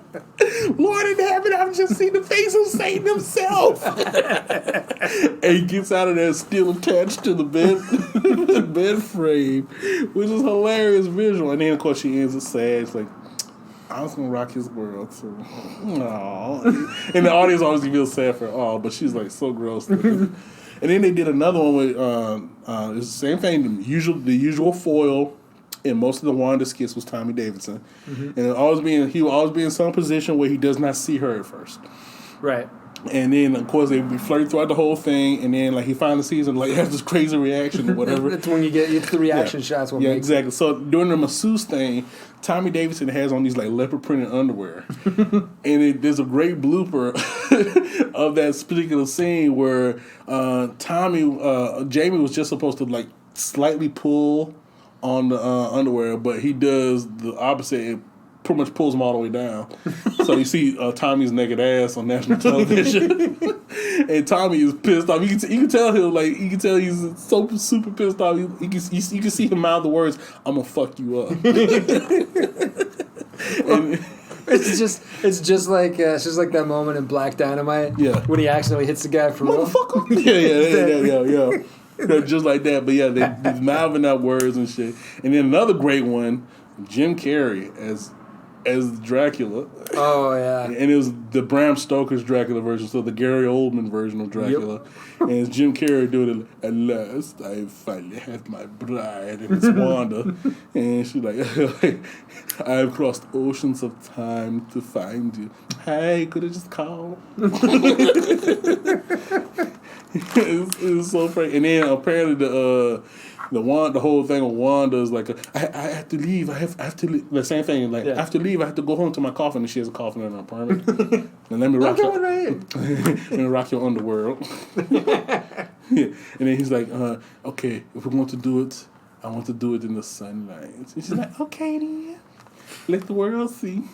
And he opens the door. Of course, he's a vampire, so it vaporizes. Now, in the last season, they put they actually gave the character a storyline where she got pregnant and she doesn't know who the father is. Which is hilarious because who's a lot. I mean, I'm sure there's not a lot of dudes trying to knock that down. So how would you not know? But yeah, the whole thing about it is they have the birth and during the opening season, and everybody's like. I remember they delivered the baby and the baby like kind of came alive like it was attacking Tommy Davis and Tommy Davis was the doctor. And then like they grabbed the baby and the nurse is Carol Rosenthal and she looks at the baby. Well, it's alive. And she hands it to her. And then because the baby, they showed the shot of the baby looks just like her. You know what I'm saying? So it's like what's the horse's? I mean, what's the father's name? And they're like, yeah, who did this? Why is he allowed to walk the earth? And in the end is like, I don't know, but I'm telling you why I know, Wanda. I'm gonna find your daddy. So the rest of the season is her going to different places trying to find the potential father to the baby, and one of them was Barry Bonds. She's in a limo in L.A. and Mark Wilmore plays the limo driver. Yeah. And then like she's stalking Barry Bonds basically, and then like kind of find out that the dude she slept with is actually the limo driver, and he runs away and shit. Like talking about like, oh no, I don't want no parts of that.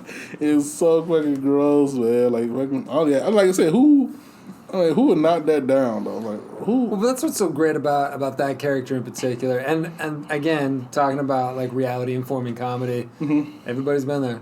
Mm-hmm. You run into that one person, you're like, no. All right, now we're going to go to a bunch of the one-time or infrequent skits that maybe happen once or twice, but a lot of people still remember. Now, the first one that comes to that is Bob Jackson, karate instructor with Jim Carrey. Yep. Now, that's the one on that one on YouTube is like super popular. I don't know why. Maybe because of the fact it's just like, it's so weird and Jim Carrey is so physical stuff. Yeah, it's so what physical. It is. It's the physical comedy. Yeah, so that one is very popular on YouTube. So it's Jim Carrey playing this karate instructor named Bob Jackson, who was a former world champion, and he's teaching this like self-defense class for women. And it's like this one woman is like, what's your highest concerns? Yes, you. Say you found out something about your husband, like he got another wife and some kids. So my question is, how do you kill a man in his sleep? And Bob Jackson's like, let me get back to you on that one. Yeah, here's the big voice like, I'm Bob Jackson. I am also a former world champion. His gi has like Bob 1976 world champion. Now you will find this course to be more expensive than most other ones, but I promise you, once you're done, you'll never be afraid of violence again. So I'm showing you how to protect yourself from a knife attack. And he has a special knife or whatever, and gives it to Kelly Caulfield. Like, are you sure? Like, yeah, this is a real knife. Like, yeah, he's like, it's all right, come on. And she comes to let him and stabs him. He's like, it's cool. And you see him, like, he's bleeding profusely and shit. And it's like, it's all right. I was able to shift most of my internal organs. Now, like most beginners, you attacked me wrong.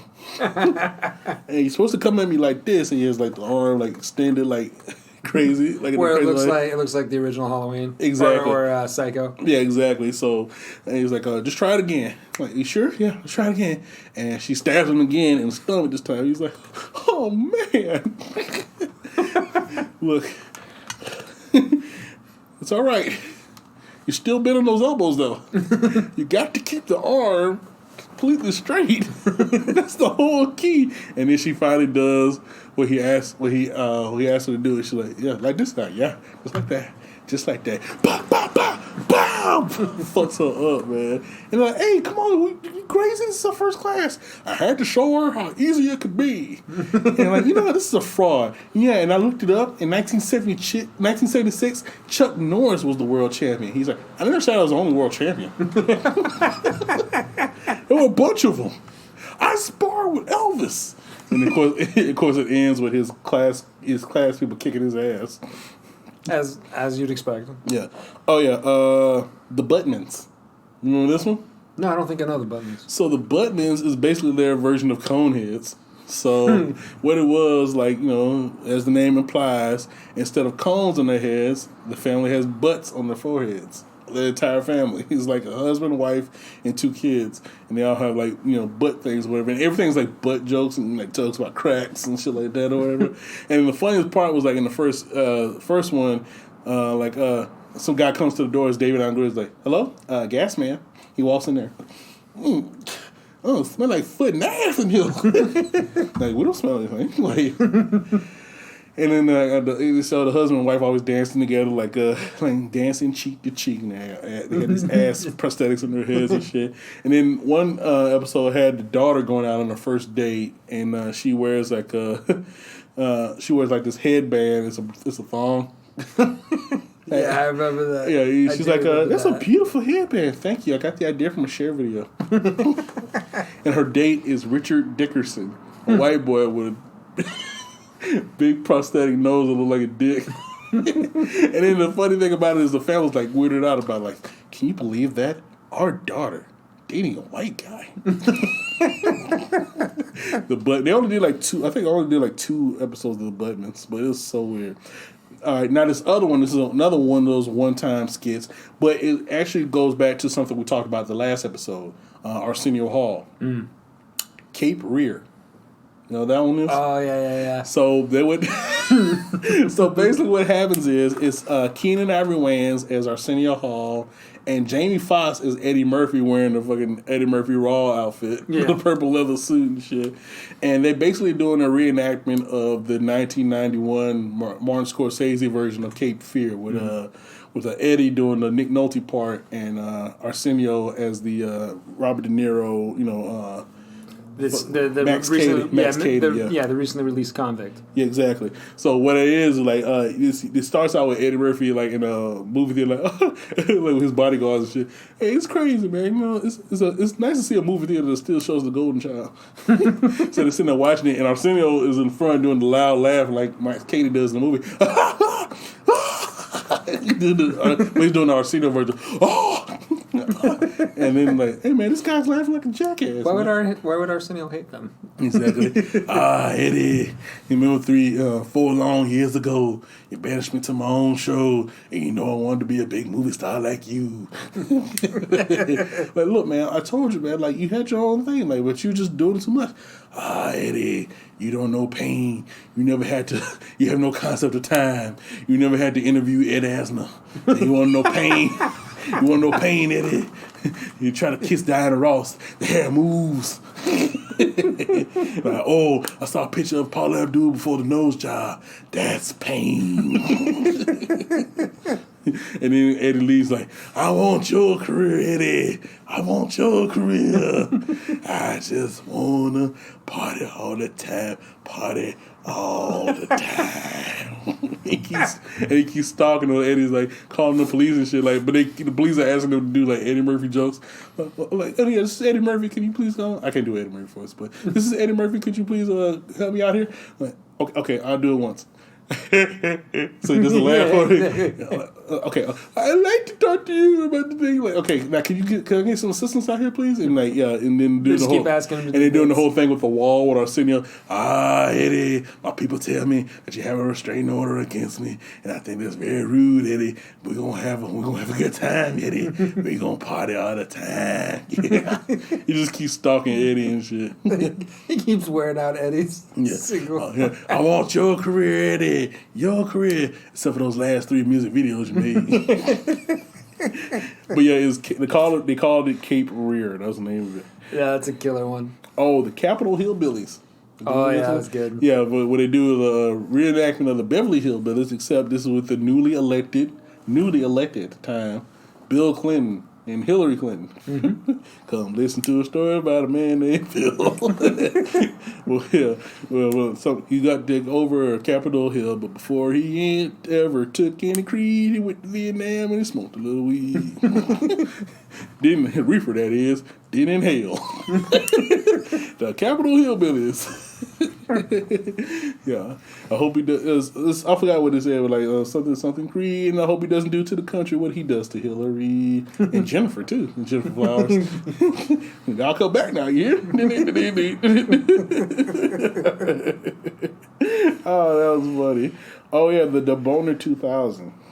I don't know if you saw this skit, but it was Karen Rosenthal doing the Lorena Bobbitt bit. Oh yeah. So basically, it's if you ever heard of the story of Lorena Bobbitt, folks, there's actually this great documentary on Amazon. It's 2 or 3 part. Mm-hmm. Holy shit! There was a lot about that I didn't know. I mean, granted, you and I were kids when that happened, but my dad, his favorite story about that is it was running on TV, like news-wise, whatever. And I'm sitting there, I'm all of about, I don't know, maybe 5 or 6 at the time, and he's looking at me, and he can tell that I'm kind of figuring out what they're saying. But I mean, again, this is like, pre-internet, the way they're censoring everything on the news. They're using a lot of euphemisms to describe what happened. Phallic. And, yeah, and I'm looking at him kind of weird. And my dad, I looked at my dad and I go, what happened? And he goes, well, that lady. I just imagine Dean trying to explain this to you. That lady chopped his weenie off. Oh, wow. And he said, I grabbed my crotch and fell on the ground and went, oh! And he goes, every man in the country feels the same way, thing. Son. Yeah, oh, God. That's so awful. But, okay, so the Deboner 2000 was an info commercial with her, Karen Rosenthal's Lorena Bobbitt, and she had this, like, super serrated fucking knife and shit that she was selling and shit. And everything she kept chopping with, it was, like, phallic shape. So it's like, and then she's, like, doing, like, so she's chopping, like, fucking cucumbers and carrots and bananas and shit, and just chopping shit up. And, like, eat the Deboner 2000 and it cleans up easy. Ghost 2. I never saw the Ghost 2 one. Oh my I can God. only imagine. It's Ghost, like the Patrick Swayze movie from the 90s, but instead of Patrick Swayze, it's Sammy Davis Jr. And it's Tommy Davis and Sammy Davis Jr. So they have the whole thing to keep the Whoopi Goldberg character. Sammy Davis Jr. wasn't even dead yet, was he? Yeah, he had just died. Oh, okay. He died in the early 90s. I forgot exactly. Yeah, well, I know he died in the early 90s, but I just couldn't remember exactly when. Yeah, but it was the early 90s. Yeah. Okay. So, but yeah, he died, and then like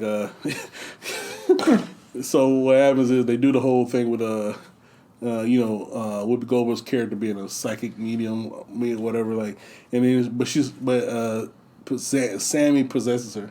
And she's like with some other lady, like, oh yes, I got your husband now. I had something to tell you before I died. Doing the Whoopi Goldberg voice. Yeah. Yeah, I've gotta be me. Like, what? Like, I don't know what's going on here. I've gotta be me.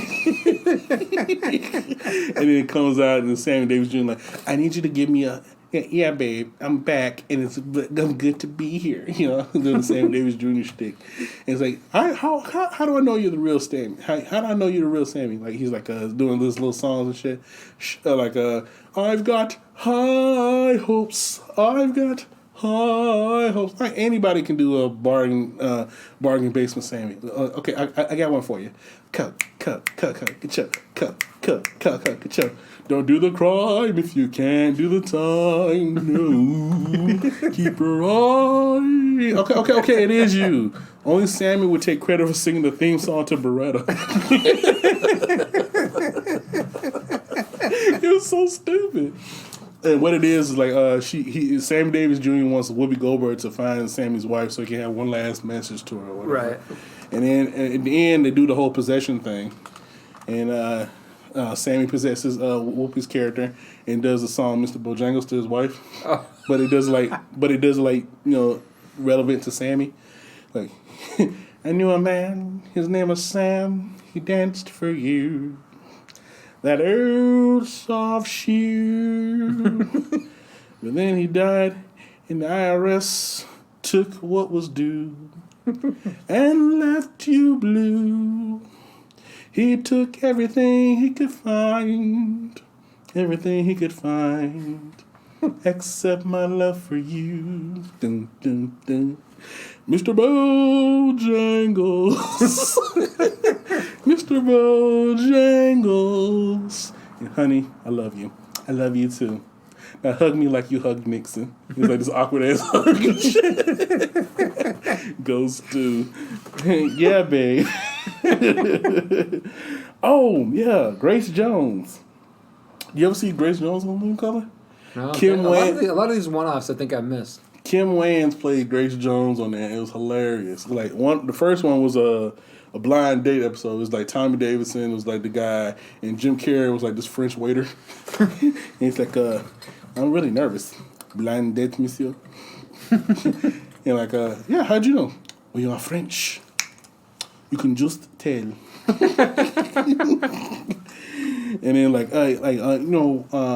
he's basically doing the date thing, so to make his social profile look good for work. Like, in today's society, you need a great date. I've heard a lot about this lady. She's beautiful, stylish, strong. I can't wait to meet her. Ah! And it's Grace Jones comes busting in the window and shit. Hello, the strong voice. I'm Grace Jones. And it's basically Grace Jones how she looks in Conan the Destroyer. Yeah. It's like that with the freaking crazy armor and shit. I'm Grace Jones. Like, hello, nice to meet you. Do you find me sexy? I said, do you find me sexy? And she's like just crazy intimidating and shit. And then Jim Carrey's like, how can I help you, mister? Slap. I'm sorry, madame. He was like, what do you have to eat? What would you like to eat? I want alligator. Alligator? Jim Carrey. We do not have alligator. I like it raw.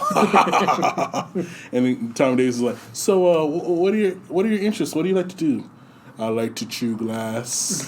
I like to ride sharks. And I like to bite the heads off of gummy bears. And then you see Jim Carrey in the back with the fucking alligator tail. Alligator, Monsieur Butch. Excuse me. She pulls out a machete. Stand back, weakling! He goes and attacks the goddamn alligator. You see her fighting with the alligator tail. And she finally chops the tail off and shit. And he's like, waiter. And the Tom Davis like, waiter, check, please. And she's like, would you like a piece of my tail, Harvey? He's like, listen, I don't think this is going to work out. And she's like, no. Oh, no. We're just getting started. Wait till you see my shrunken head collection. She picks him up and goes out the window, and she starts. And that was the caveat to each of the skits. Her singing "Slave to the Rhythm," the Grace Jones song. Yeah. Slave to the rhythm, slave to the. And then the second one was actually probably more famous, and this one was actually another popular one on YouTube. Is Rocky VI. Before there actually was a Rocky VI. Oh, right. So it's like Jim Carrey and what's his name? Keenan Ivory Wayans is Apollo. So Apollo's like, I know this is the biggest fight of your life, and I know I came back from the dead to train you. I'll tell you, fighting this person is suicide. Oh, come on, Apollo. You just want to humiliate. Okay. Too many syllables. I got hated there, Yeah, still got the eye of the tiger. You got the eye of the tiger and the IQ of a lima bean. I'm telling you right now, you're not fighting a person here, you're fighting an animal. Animal still scared me. Yeah? Well, this one will. And then, of course, the opponent is Grace Jones. And they get into the fight or whatever, and he starts hitting her and does nothing, but then she hits him like, hello, Rocky. Do you find me sexy? I said, do you find me sexy? And then he's hitting as hard as he can. Like, pull harder, faster. Enough of the foreplay, Rocky. So whose place is it? Yours or mine? He's like, come on, Grace. I got a wife and kid. Well, I guess it's gonna be mine, Rocky. And knocks him out. And she starts dragging him out. Same thing to slave to the rhythm. Slave to the rhythm. Adrian! Slave to the rhythm. Yeah, but you should watch some Grace Jones one, man. I'm gonna go back and watch a lot of these one-offs. Mm-hmm. Oh, yes. Since we talked about Michael Jackson earlier, Home Alone 2. Yeah, I did see that one. Oh my God! I was considering posting that the other day. Yeah. Dude, that was killer. Actually, I think the official name was Home Alone Again with Michael Jackson. Yeah, Home Alone Again. And then the kid in it was Jonathan Taylor Thomas. Was that JTT? It was Jonathan Taylor Thomas. I gotta watch that again. I didn't recognize it as JTT. Instead of Macaulay Culkin, it's Jonathan Taylor Thomas. That's a young JTT. Very young JTT. That was funny. And Michael Jackson, hey there, PYT. I will let you in, Michael, but my parents said I shouldn't let strangers in. I sent your parents to the Bahamas, so could the house to ourselves. It's so weird. It's so creepy. like I don't know. Like, what happens if my career doesn't take off? Are you gonna dumb me like Webster? No, we'll be friends forever. Like, okay, I'll let you in, Michael. I guess it does the the hot handle. He burns himself. He starts doing the Michael Jackson dance outside. Come on, Collie. I got some naked pictures of my sister. Who doesn't? Not beat it, Michael. Hey, that sounds like a great idea. Come on, we go to my house. We can play my monkey. In fact, we can blow bubbles. It starts blowing bubbles. And then they do the whole thing where he lets them in. And first he does the fucking BB gun thing. Yeah. Through the fucking mouth. But it does it in his crotch. Yeah. I heard there. Hurt there. Hurt there. Hurt there. Yeah. And then he finally lets them in. Like, come on, Michael, if you really want to, come on in. He has a thing where it burns his head and shit. Yeah. Pepsi commercial. Oh my God, what is this? A Pepsi commercial? I know. We can play cards. We can play charades. We can do all kinds of stuff. Come on, Macaulay. I want to see you moonwalk. And then they say, Michael's chasing this child throughout this house, and it's so creepy. It's creepy, but it's hilarious. It's so creepy, though. It's even funnier realizing it's a JTT. Since he left to go do, was it Lion King on Broadway? Yeah. He hasn't really been in the public eye much. No, he hasn't. I'm waiting for him to come back. I mean, just like Joseph Gordon-Levitt. He could come back like Joseph Gordon-Levitt. I don't know about that, but he had a strong following. A lot of those women are our age. They would pay to see it. Last thing I saw him in major was he did a couple episodes of Smallville. He played like a villain. That's the last thing I saw him in. That was like early 2000s. I must have missed that. I will have to watch it again. He had this character where he was like they had like the Meteor Freak of the Week on Smallville, and he was like the villain of the week, and his ability was he could split himself into two. So he was dating there's like two girls on the show, Lana and Chloe. He's dating both of them at the same time. Huh. But like the excuses were like, well, he was with me. Well, he was with me. Like, well, you technically were both of them because he can split himself off and shit. So that kind of thing. So it was a weird character. And they brought him back, and they did like sort of a Sinister Six thing with like all the meteor freaks that Clark Kent's character catches. They all kind of banded together and got him one time. So they did that kind of thing. Huh. Yeah. Let's see. Oh yeah, Lamar Hightower. I like this one. Now they did a skit on there called Miss Black USA. I don't know if you saw that one. So it's David Letterman. Hey, how you doing this evening? Welcome to the Miss Black USA pageant here from the Lola Falana Recreational Center from beautiful downtown Motown, Detroit, Michigan. And they had like the fucking different contestants from different inner cities or whatever. And I remember the question portion where all the girls was like singing all the girls were doing different things. Like one was doing like an interpretive dance, another one was doing like the song called "I'm Woman." Like she's like, "I'm woman, female, feminine, fantastical. When I look in the mirror, I see woman, woman, woman, woman." It was funny. And then there's one girl doing like how they do the music with the spoons and shit like that. She was doing the thing from Shaft with spoons and shit. But then they had the question portion like, "Who is your role model?" Like, if you could do one thing in the world, if I could do one thing in the world, I would have everybody be nice to each other. Now, my role model is a person that's always nice, who's always turning the other cheek. The Reverend Martin Luther King Jr. And then the other one was like if you were trapped on a desert island, what would you take with you? Well, I would definitely take with me the teachings of the Reverend Dr. Martin Luther King Jr. And then the last contestant, please describe joy in one word. Joy, sir, I do not know the meaning of the word. But the Reverend Martin Luther King did. And then finally they had one girl win. It was to kill Crystal Kima. She win Miss Black Person USA. And then David Allen Greer singing the theme song for Miss Black Person USA as she's getting the crown and shit. Miss Black Person USA, the finest in the land. Miss Black Person USA, like a big sweet honey glazed ham, brown and lovely, like a bottle of ancient wine. Look what she got. Man, look at that big behind. Oh, what can I say? Miss Black Person USA. And then the same people did another show, the Black People Awards. So what it was, they would fucking do like awards for all the different stereotypical shit on television. They had awards. They had awards called for best scared brother on a police show.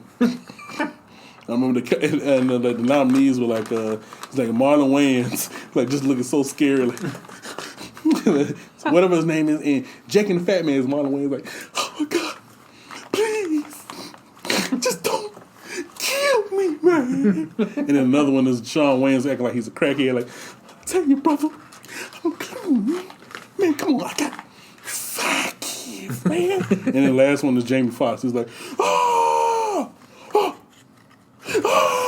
just all he does. And then Jamie Foxx's character wins, and then he pulls a Black Dynamite here, and he's like all he did was scream in his clip that he showed, and he's like and he goes up there, he's like a Shakespearean trained actor and shit. Like, oh yes, all those years at Harvard, those years at Yale, and all those years at Stratford made it all worth it for my role in Hunter, the thug by the water fountain. Thank you very much. And then they did a Best Actress Award, and it was they did a Best Sassy Neighbor, and it was just like all of them like, not with my man, you ain't, all that shit or whatever. And then Kim Wayans' character wins, and she's like, and she's like, oh my God, I can't believe this is so wonderful. Now, this is how I should be. And the only way we can be successful in this business is Black people have to stick together. Now, in order to, for my award, I gotta thank my team, Barry Schwartz, Sal Ribbonitz, and last of all, Menachem Gold. Thank you. All those Jewish lawyers and shit. And then they had another Best Actress category, and the funny thing about it is every person in the category was Whoopi Goldberg. Whoopi Goldberg, Star Trek Next Generation. Whoopi Goldberg, Ghost. Whoopi Goldberg, Serafina, whatever the fuck this is. Whoopi Goldberg. She kept doing it, and then the winner is Whoopi Goldberg. And she's like, wow, thank you. I'm so surprised I won. And like, what the hell is this? Look, seriously, you I get a Jewish name and you dog me. You know what I'm saying? I date a white guy, you embarrass me. And look, what is this stupid award? It's like a fucking Oscar with a fucking, it's an Oscar with an afro. This is nasty award that's getting my hand all greasy and shit. But yeah, the Black People show and the Black People Awards and shit, and it was just really silly shit like that. Let's see what else here anymore. Late Night with Mike Tyson. Late Night with Mike Tyson was great. Yeah, we could talk about that, and we could talk about the fucking, which we haven't talked about, the Love Connection. The very first in Living Color skit. We haven't actually talked about that. And again, you got to bring it back in because Mike Tyson. It's also Mike Tyson, yeah. Mm-hmm. Now, I'm talking about Late Night first. Now, Late Night with Mike Tyson is basically like they're doing a parody of Arsenio Hall show. It's basically the exact same skit, the exact same set as the Arsenio Hall show, and but they use different late night segments from different late night hosts. So if Mike Tyson comes out, he does his little monologue, yeah, and then so he does the first thing with the Arsenio Hall thing. We talks about this crowd, like, yeah, these are the guys who sat by while I tongue kissed the son Ali by while I tongue kissed their wives and mothers. It is like, these aren't jokes, folks. These are just jokes. These are just things that make you say, "Robin, you bitch." Yeah, you remember that boxer? You know, who was like molesting all the beauty contestants? What does he think he is? A Supreme Court judge? And then, and then his sidekick was Don King. Yeah. And then they did just like in real life. Yeah, exactly. And then they do the whole Karnak the Magnificent thing. Yeah. Yeah, with Mike Tyson and Don King. So I have here this envelope that has been Panasonically sealed and a mayonnaise jar on Jerry Cooney's porch since noon today. But you, in your horrible way, will ascertain the answer to the book, ascertain the answer to this letter without ever seeing in the contents. Thank you very much, Larry Holmes, jockstrap breath. And he holds the envelope. Fee-fi, fee-fi, fee-fi-fo. Fee-fi, fee-fi, fee-fi-fo. Where's my telephone number? they do the Letterman top 5. So it's like, okay, these are the top 5 things that people ask Mike Tyson. Number 1, could you please step out the car, sir? Number 4, you want to take your hands off my ass? Number 3, will the defendant please rise? Number 2, you want to take your hands off my ass? And the number 1 thing that people like to ask Mike Tyson, did you do the voice for Tweety Boy? And then they do the whole Joan Embry from the San Diego Zoo, bring the pet on. It's like a cockatoo. Whatever. Hey there, birdie. And the bar's like, Polly want a cracker, Polly want a cracker. Polly want what? You always want something. You always want something. We haven't even slept together. You're pissing me off. Get off my show. She punches the bird and shit. And then the other one, since we talked about it, Love Connection, the very first televised and living color skit was Love Connection. It was Jim Carrey as Chuck Woolery, and the dates on there was Robin Givens and Mike Tyson. Mm-hmm. But Jim Carrey being Chuck Woolery, like, we'll be back in 2 and 2. Like, well, we had a date last night. Let's see how it went. Let's say hello to Robin Givens. And she comes out. It's Kim Coles as Robin Givens. Yeah. And like, let's say hello to your date. Mike Tyson is Mike Tyson on the screen. Hi, Michael. Hi, Robin. Hey, Robin. How you doing, Mike? I tell you, I'm really ecstatic to be here, Chuck. Yeah. It was like we went out. We had a really good time, you know. I mean, I look at her. I was like, yeah, she had a really nice butt, you know. I was like, yeah, like, I thought this was gonna be a good time. And then I gave him all these other things or whatever. And like, what did you give Michael? Lithium. Yeah, and then the lithium wore off, didn't it, Michael? Yeah, the lithium wore off. You know what I'm saying? After that, it wasn't ecstatic. You know, I was in the parking lot. You know, saw this really pretty woman, so I tucked my tongue down her throat. You know, and then some guy walks up, he's like, "Hey, that's my mother." So like, I come out of nowhere and I punch him in his stomach. He's like, "Oh my God, I'm bleeding internally." It's pretty funny. It reminds me of the Bones Crusher Smith fight where I punches to his third rib and I push his nose into his brain. Right? He's like, Mike, ding, ding, ding, ding, ding. Well, that was quite a date. And then the Robin's like, if you guys want to go out again, ultimately Michael paid for it. And Robin's like, well, there is a diamond bracelet I would like. Michael, would you want to take me out? Mike? Yeah, I guess, Robin, yeah. I think the choices were like, if you want to go with Mike, JFK Jr., or Donald Trump. Yeah, it was. Well, the audience picked Michael again.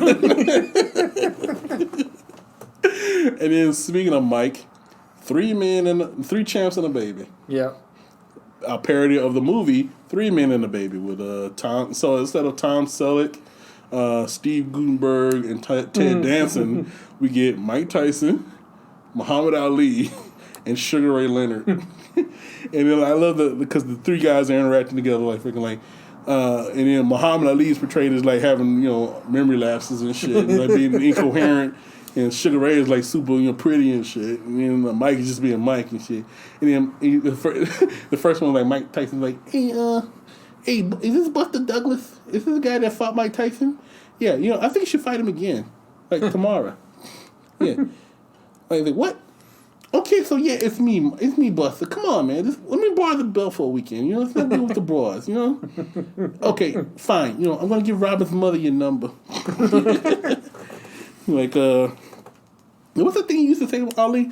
I believe it's float like a butterfinger, stink like a tree. No, that's not it.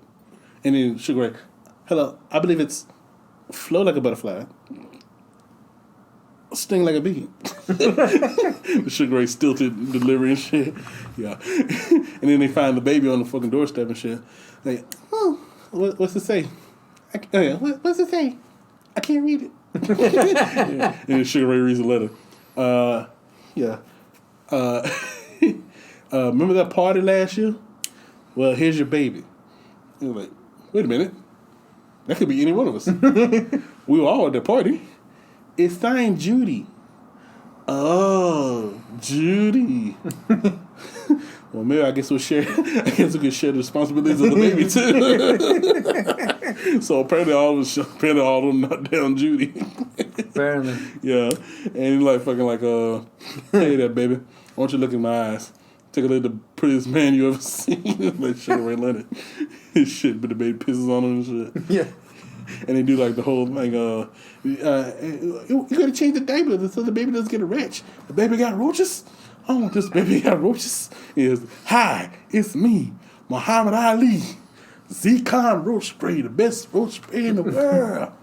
Oh yeah, and every time the bell rang, he would punch Mike. Round 3, rope a dope, pop, and Mike just nothing. Yeah, pretty funny, Ali, pretty funny. And they did that skit, and then they did another one, the sequel skit, 3 Champs and a Little Lady, where they actually the baby grew up and like, you know, it's actually them going on our first date and shit. Yeah.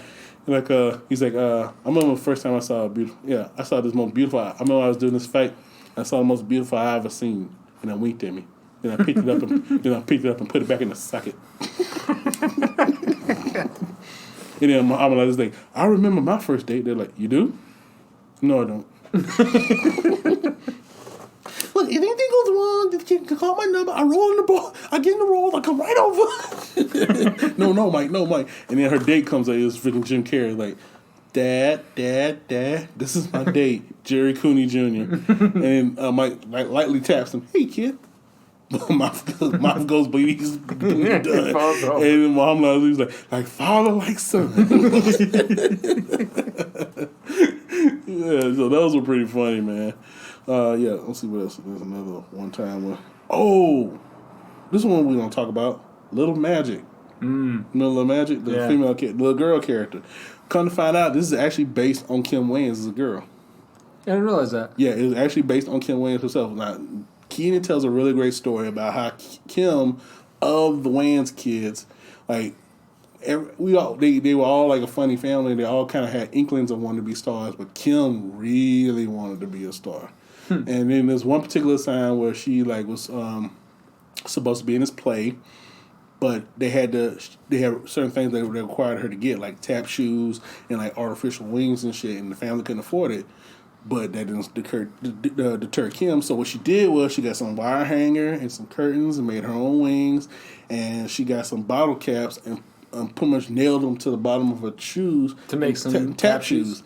And then she invited the entire family and said, "Hey, come on! I want all y'all to come and see this play and shit." So they all went, and they said it was, to this day, probably the funniest thing they've ever seen, because it's Kim just overacting the storm, just stepping over everybody. She's sliding around the stage because she has no traction, and then like I said, they are just dying laughing.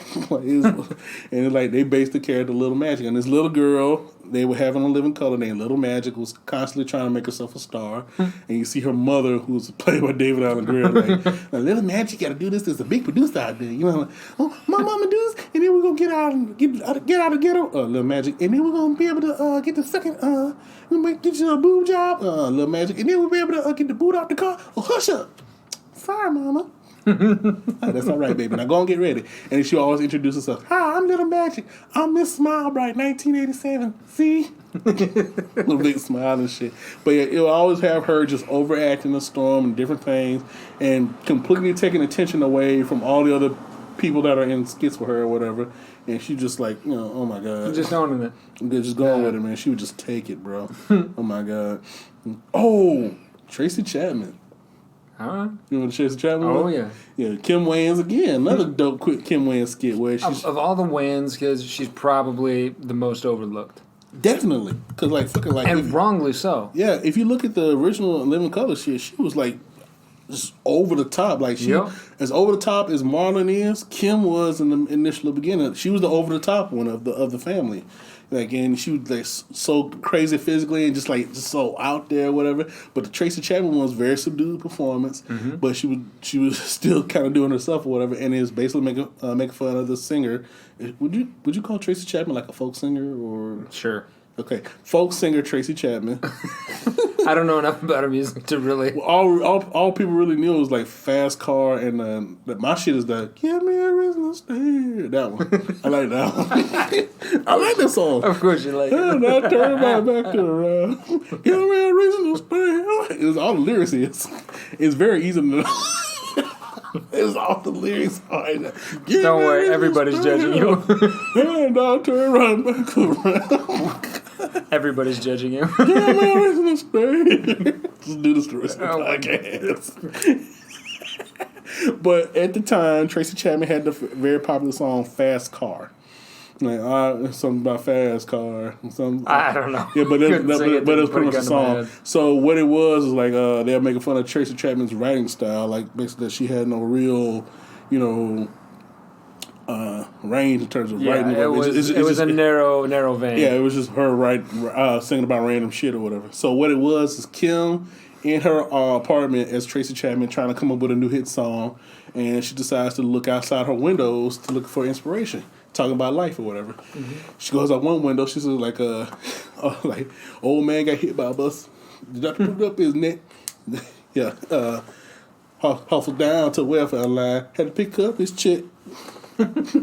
Ambulance came, took him away, but it came to this hospital. Say, metal twisted and turned. There's a traffic jam and the bus is burned. And then there's a couple having an argument. I'll kill you. Old big Ben hit his wife. Just walking, picked up a butcher knife. Yeah, Ben don't look so tough no more. He's walking across coward like a little coward. Miss Walker picked up a statue, knocked him in the head. Now he's cold. Oh, he's up again. Thought he was gone, but not. He's back. Miss Walker picked up a table, knocked him in the head. He's no longer able. I write a fast song. The way I do it, I can never go wrong. I write a fast song. Just look out the window, see what's going on. It was really funny. It was a funny little skit, man. Oh, it was killer, man. Yeah. But that's everything with In Living Color. Misery 2. That's another one. Misery 2. That's another one with Rick James. Oh, yeah. Yeah, when they make fun of Misery. Yeah. And it's making fun of Misery, but it's also making fun of the incident that Rick James had where he kidnapped a woman, basically.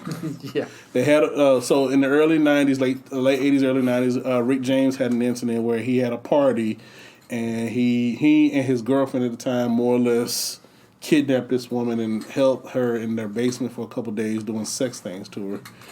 And that cocaine's a hell of a drug. Yes, it is. So it got exposed, and Rick James actually went to jail for it.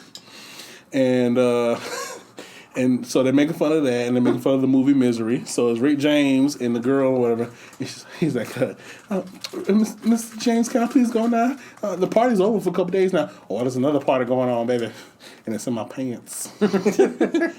She's like, did I tell you how much I love your singing career?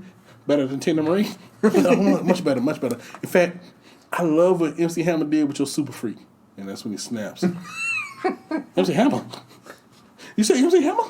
Why don't you just marry MC Hammer, Mrs. Warner? And I'll tell you something else. MC Hammer got cooties. I don't think I want to be around you no more. And he leaves. And then it's like spin some music, and he comes back in, it's like super music video style with a hammer. Dun, dun, dun, dun, dun, dun. Oh, so you like Hammer, do you? No. Yeah, you like Hammer. Yes, you do. And then you do the thing with a reveal, and she had to cinder block between her legs. It's Hammer time. Take this, your drink stealing bitch. And nice her ankle and shit. He's a very kinky girl. Misery 2. He's a very funked up host. Oh man, that was great. Okay, so let's see anything else here that we can. Oh, we alluded to this last time, but we didn't actually get to it. The Pee Wee Herman thing. The Pee Wee Herman thing is great. Yeah, so Jim Carrey as Pee Wee Herman. Hi, boys and girls. Your referee's been on another adventure. And what they're doing is they're making fun of another early 90s incident where at the time, beloved television actor Pee Wee Herman, Paul Reubens, was arrested in a porno theater in Sarasota, Florida for masturbating in public. And apparently this is between the off seasons of the Pee Wee Herman show, so he grew his hair out and he grew a beard out, so he was virtually unrecognizable. And everybody kept saying he looked like Fu Manchu. It was a horrible beard. It was a horrible mugshot that went all over the world, because at the time he had the TV show Pee Wee's Playhouse on CBS, which was super fucking popular. Dude, it's still popular. I know people watch it with their kids now. Yeah, exactly. It's got a resurgence now because it's on Netflix. Yep. But yeah, at the time, it was a huge show. I remember I used to watch Pee Wee's Playhouse. I did too. I had a Pee Wee Herman doll. There was a huge Pee Wee Herman fan. My brother destroyed it, and I've never forgiven him for it. But yeah, I had a Pee Wee Herman doll. I had the whole works and shit. See, that's even more indicative of Sonny. Yeah. Michael would never do that. Exactly. Yeah. But yeah, he's like, hey, boys and girls, your friend Pee Wee's been on a new adventure, so I'd like to give you the new and improved Pee Wee doll. And the Pee Wee doll he has is based on the mugshot, so he has the long hair and the crazy beard. Yeah, it's the Phil Manchu look. And now the new Pee Wee doll comes with Turbo Fist. So that Pee Wee can be his drum, and the arms like like vibrating crazy. What's craziest about it overall is, well, first of all, you've got to remember. For the poor bastard. This is pre-internet. He didn't have a lot of options if that's what he was getting into, you know? True. Although, as big of a star as he was... You can get a VCR? I don't know. I'm just saying, like, we broke and we got a VCR. You can't get a VCR. You're a movie star, mega millionaire. You can't get a fucking VCR, go to the house? What was his name? There was that other actor who, like, 6-7 years ago, he got busted at the porno house up here in Hollywood. I think he played, if I remember, the boss in Anchorman at the news station. I think that's who it was. It was Fred something. Yeah, you didn't hear about that one? No. Dude, I'll pull it up. We'll talk about it next week in the breaking that news or dropping that news. Yeah, it's Fred something. Dropping that. It's not Fred Ward. News. It's not Fred Ward, but it's Fred something. Because I know that actor because he's been in a bunch of shit. Yeah, he's been in a ton of stuff. Huge character actor. Yeah. You know what? Maybe there's just a select population. That's I don't remember that one, but yeah, like he said, Pee Wee can be just about anything except a bum rap. But yeah, the Pee Wee Herman, the new Pee Wee Herman doll. And Seamus we talked about that. What we have not talked about, which is actually one of the first ones of A Living Color, The Wrath of Farrakhan. Yeah. Which almost sunk the first episode. That was a one-time skit, and it's actually one of the first 3 A Living Color skits pitched ever. And basically what it is a wrath of Star Trek 2, The Wrath of Khan, which we are going to watch. Yep. Yeah, AJ hasn't watched it yet. I have. I love the movie. And what it is it has the Star Trek crew. Jim Carrey is Captain Kirk. They have David Attenborough as Spock. They have Kim Wayans as Uhura. They have some random Asian actor as Sulu. And Captain, we're getting a warning, something about intergalactic oppressors, sir. Captain, there's an intruder on the bridge. And then it comes in and it's Louis Farrakhan and the Nation of Islam. Who are you? And it's Damon Wayans as Louis Farrakhan. I am the minister, Louis Farrakhan. It's who is he? Spock, who is he? A former Calypso singer, Captain. And now the leader. Yeah, he was a former Calypso singer. I know, that's why it's funny. Yeah, now known as a leader of the Nation of Islam. Now leader of a 20th century sect known as the Nation of Islam. And he has a Muslim brothers are incense. Bean pie, my brother? No. Why are you here? I have come to warn your crew of their enslavement aboard this vessel. Enslavement, that's poppycock. These people are free to do anything they like. And they're like, Mr. Sulu, get us out of here. Oh, Mr. Sulu, let me answer me a question. Who does the laundry around here? I do. Mr. Sulu, you call me Buddha head and pie face in front of everybody. Well, come on. You take all the women. You take the ugly ones, Captain. My loins are about to explode. I want to do the nasty. Yes, that's right. Rise up, rise up. And then Horror, call Starfleet now. Yes, Captain. Oh, my Nubian princess. How low we have sunken. I watch the show every week, and all I ever see is the back of your nappy wig. Horror, Starfleet now. No, wait a second. He's right. I've been sitting here for 15 years with this damn thing in my ear and I got one raise yet. Is that all I'm good for? To do your little dirty work or be your occasional chocolate fantasy? He's like, shh. Now you get up your flat butt and call Starfleet your damn self, because I ain't budging. Preach on, Reverend. Preach on. And then Kirk tries to hit him with a phaser. Get away from here. Your weapons are puny against me. You cannot harm me. My people have survived 400 years of slavery. 200 years of apartheid, and 25 years of the Jeffersons and syndication. And Spock said, Spock, we have to pull together. Why do you say we, Caucasoid? It's very clear that Mr. Farrakhan is right. Spock, are you out of your Vulcan mind? Well, logically speaking, Captain, I am the strongest and most intelligent member of this crew, yet I'm only second in command. I should be captain. I'm also a better director than you. In reference to the Star Trek movies, because like the dope ones of the 80s is like a trilogy. It was Star Trek 2 through 4 were directed by Leonard Nimoy, and they were great. 5 was directed by William Shatner. It was shit. It was pretty bad. Yeah, it was pretty bad. So yeah, there's a meta reference there, and then finally he's just like, he does the famous con like Farrakhan, and they're like, go to your room. He just runs out, and Louis Farrakhan's like, oh, I love it when I do that to them. And he takes the captain chair. Nubian sister, take us to Sylvia's Soul Food Shack. Make reservations.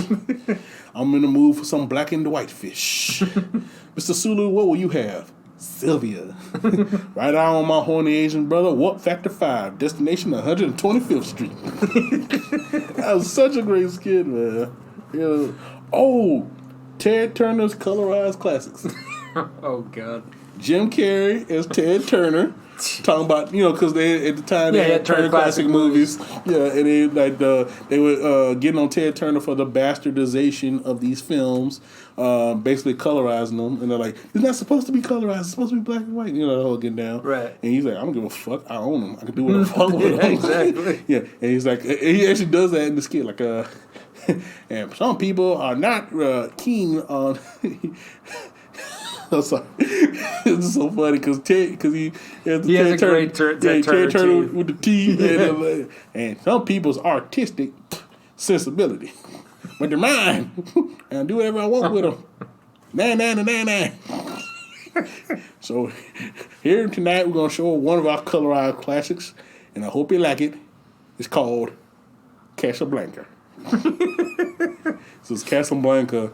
But instead of Humphrey Bogart, it's Billy D. Williams. So the colorization that they're referring to in the fucking skits is not, turning them into color in terms of like black and white to color, but like having the white actors replaced by black actors. So it's Billy D. Williams in the bar playing Rick. He's like, of all the gin joints in the world, she had to walk a big booty into mine. And I really love that girl. And why not? She's the only woman in the world who's as pretty as me. And then, yo, Stevie, play it again instead of Sam and Stevie Wonder.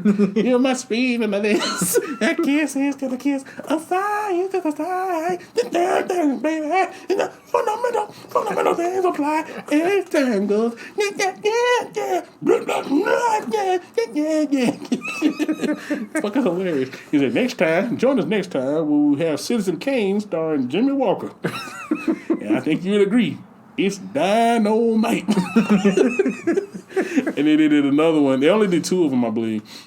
And the second one was they did a recreation of The Kid with Charlie Chaplin. Oh, right. But it was Red Fox. Oh my god! And it's like, and the whole thing, and the whole thing about it is it's silent. So like you just see Red Fox doing. It's Damon Wayans as Red Fox, like, and then it was Damon Wayans as Red Fox. It had Aunt Esther and Emmanuel Lewis was the kid. And it's like basically the whole thing is like Red Fox is this huckster who's trying to go to the welfare office to claim this kid as his, and then they have the idea of having the kid come in as different kids, like fucking with different disguises and shit. And Esther is the one at the welfare office, like, you something fishy here, you fish ID, like you can see the dialogue saying that shit. It's really great, man. Ted Turner's Colorized Classics. Let's see if there's anything else here. Most of the other shit is like whatever. Yeah.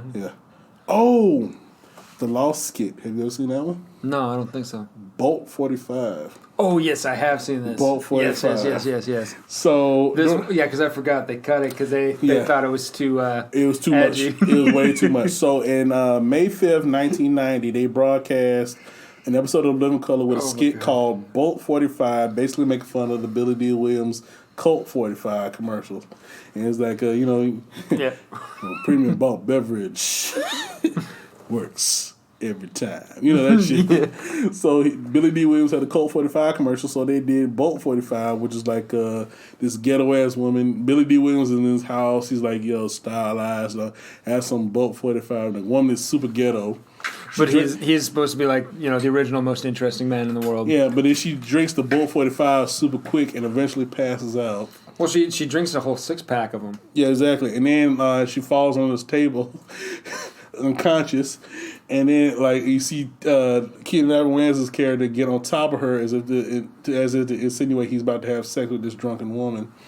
And a lot of people got on that because They said they claimed they were trying to endorse date rape. that's really what it was. And then the funny part about it is they initially was cut already, but Keenan accidentally mixed up the masters and the original.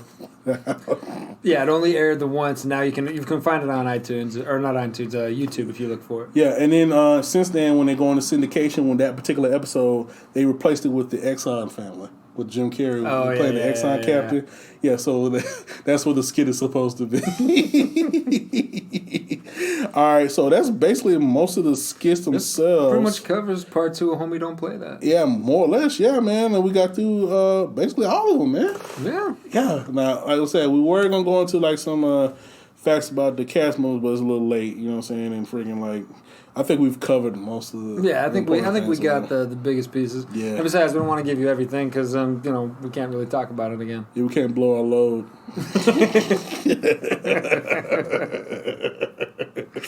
I just said that. Yes, you did. But like I said, we really hope you guys enjoyed this episode as much as we had. This is, like I said, this is our first part 2. Yeah, first part 2. Very proud of that, man. And as far as our next show next week, I think we're probably gonna have a poll. Would you want to do another one of these singled out? One. Yeah, I like doing single topics. Yeah, so we'll do another single topic, and I want to do a watch along for Black History Month because it's coming up. At least one, and I'm gonna pick a certain number of movies that we can watch, and we'll watch one. Yeah, I'm on board. All right, cool. So we'll find out what the single subject is next week. I'm thinking.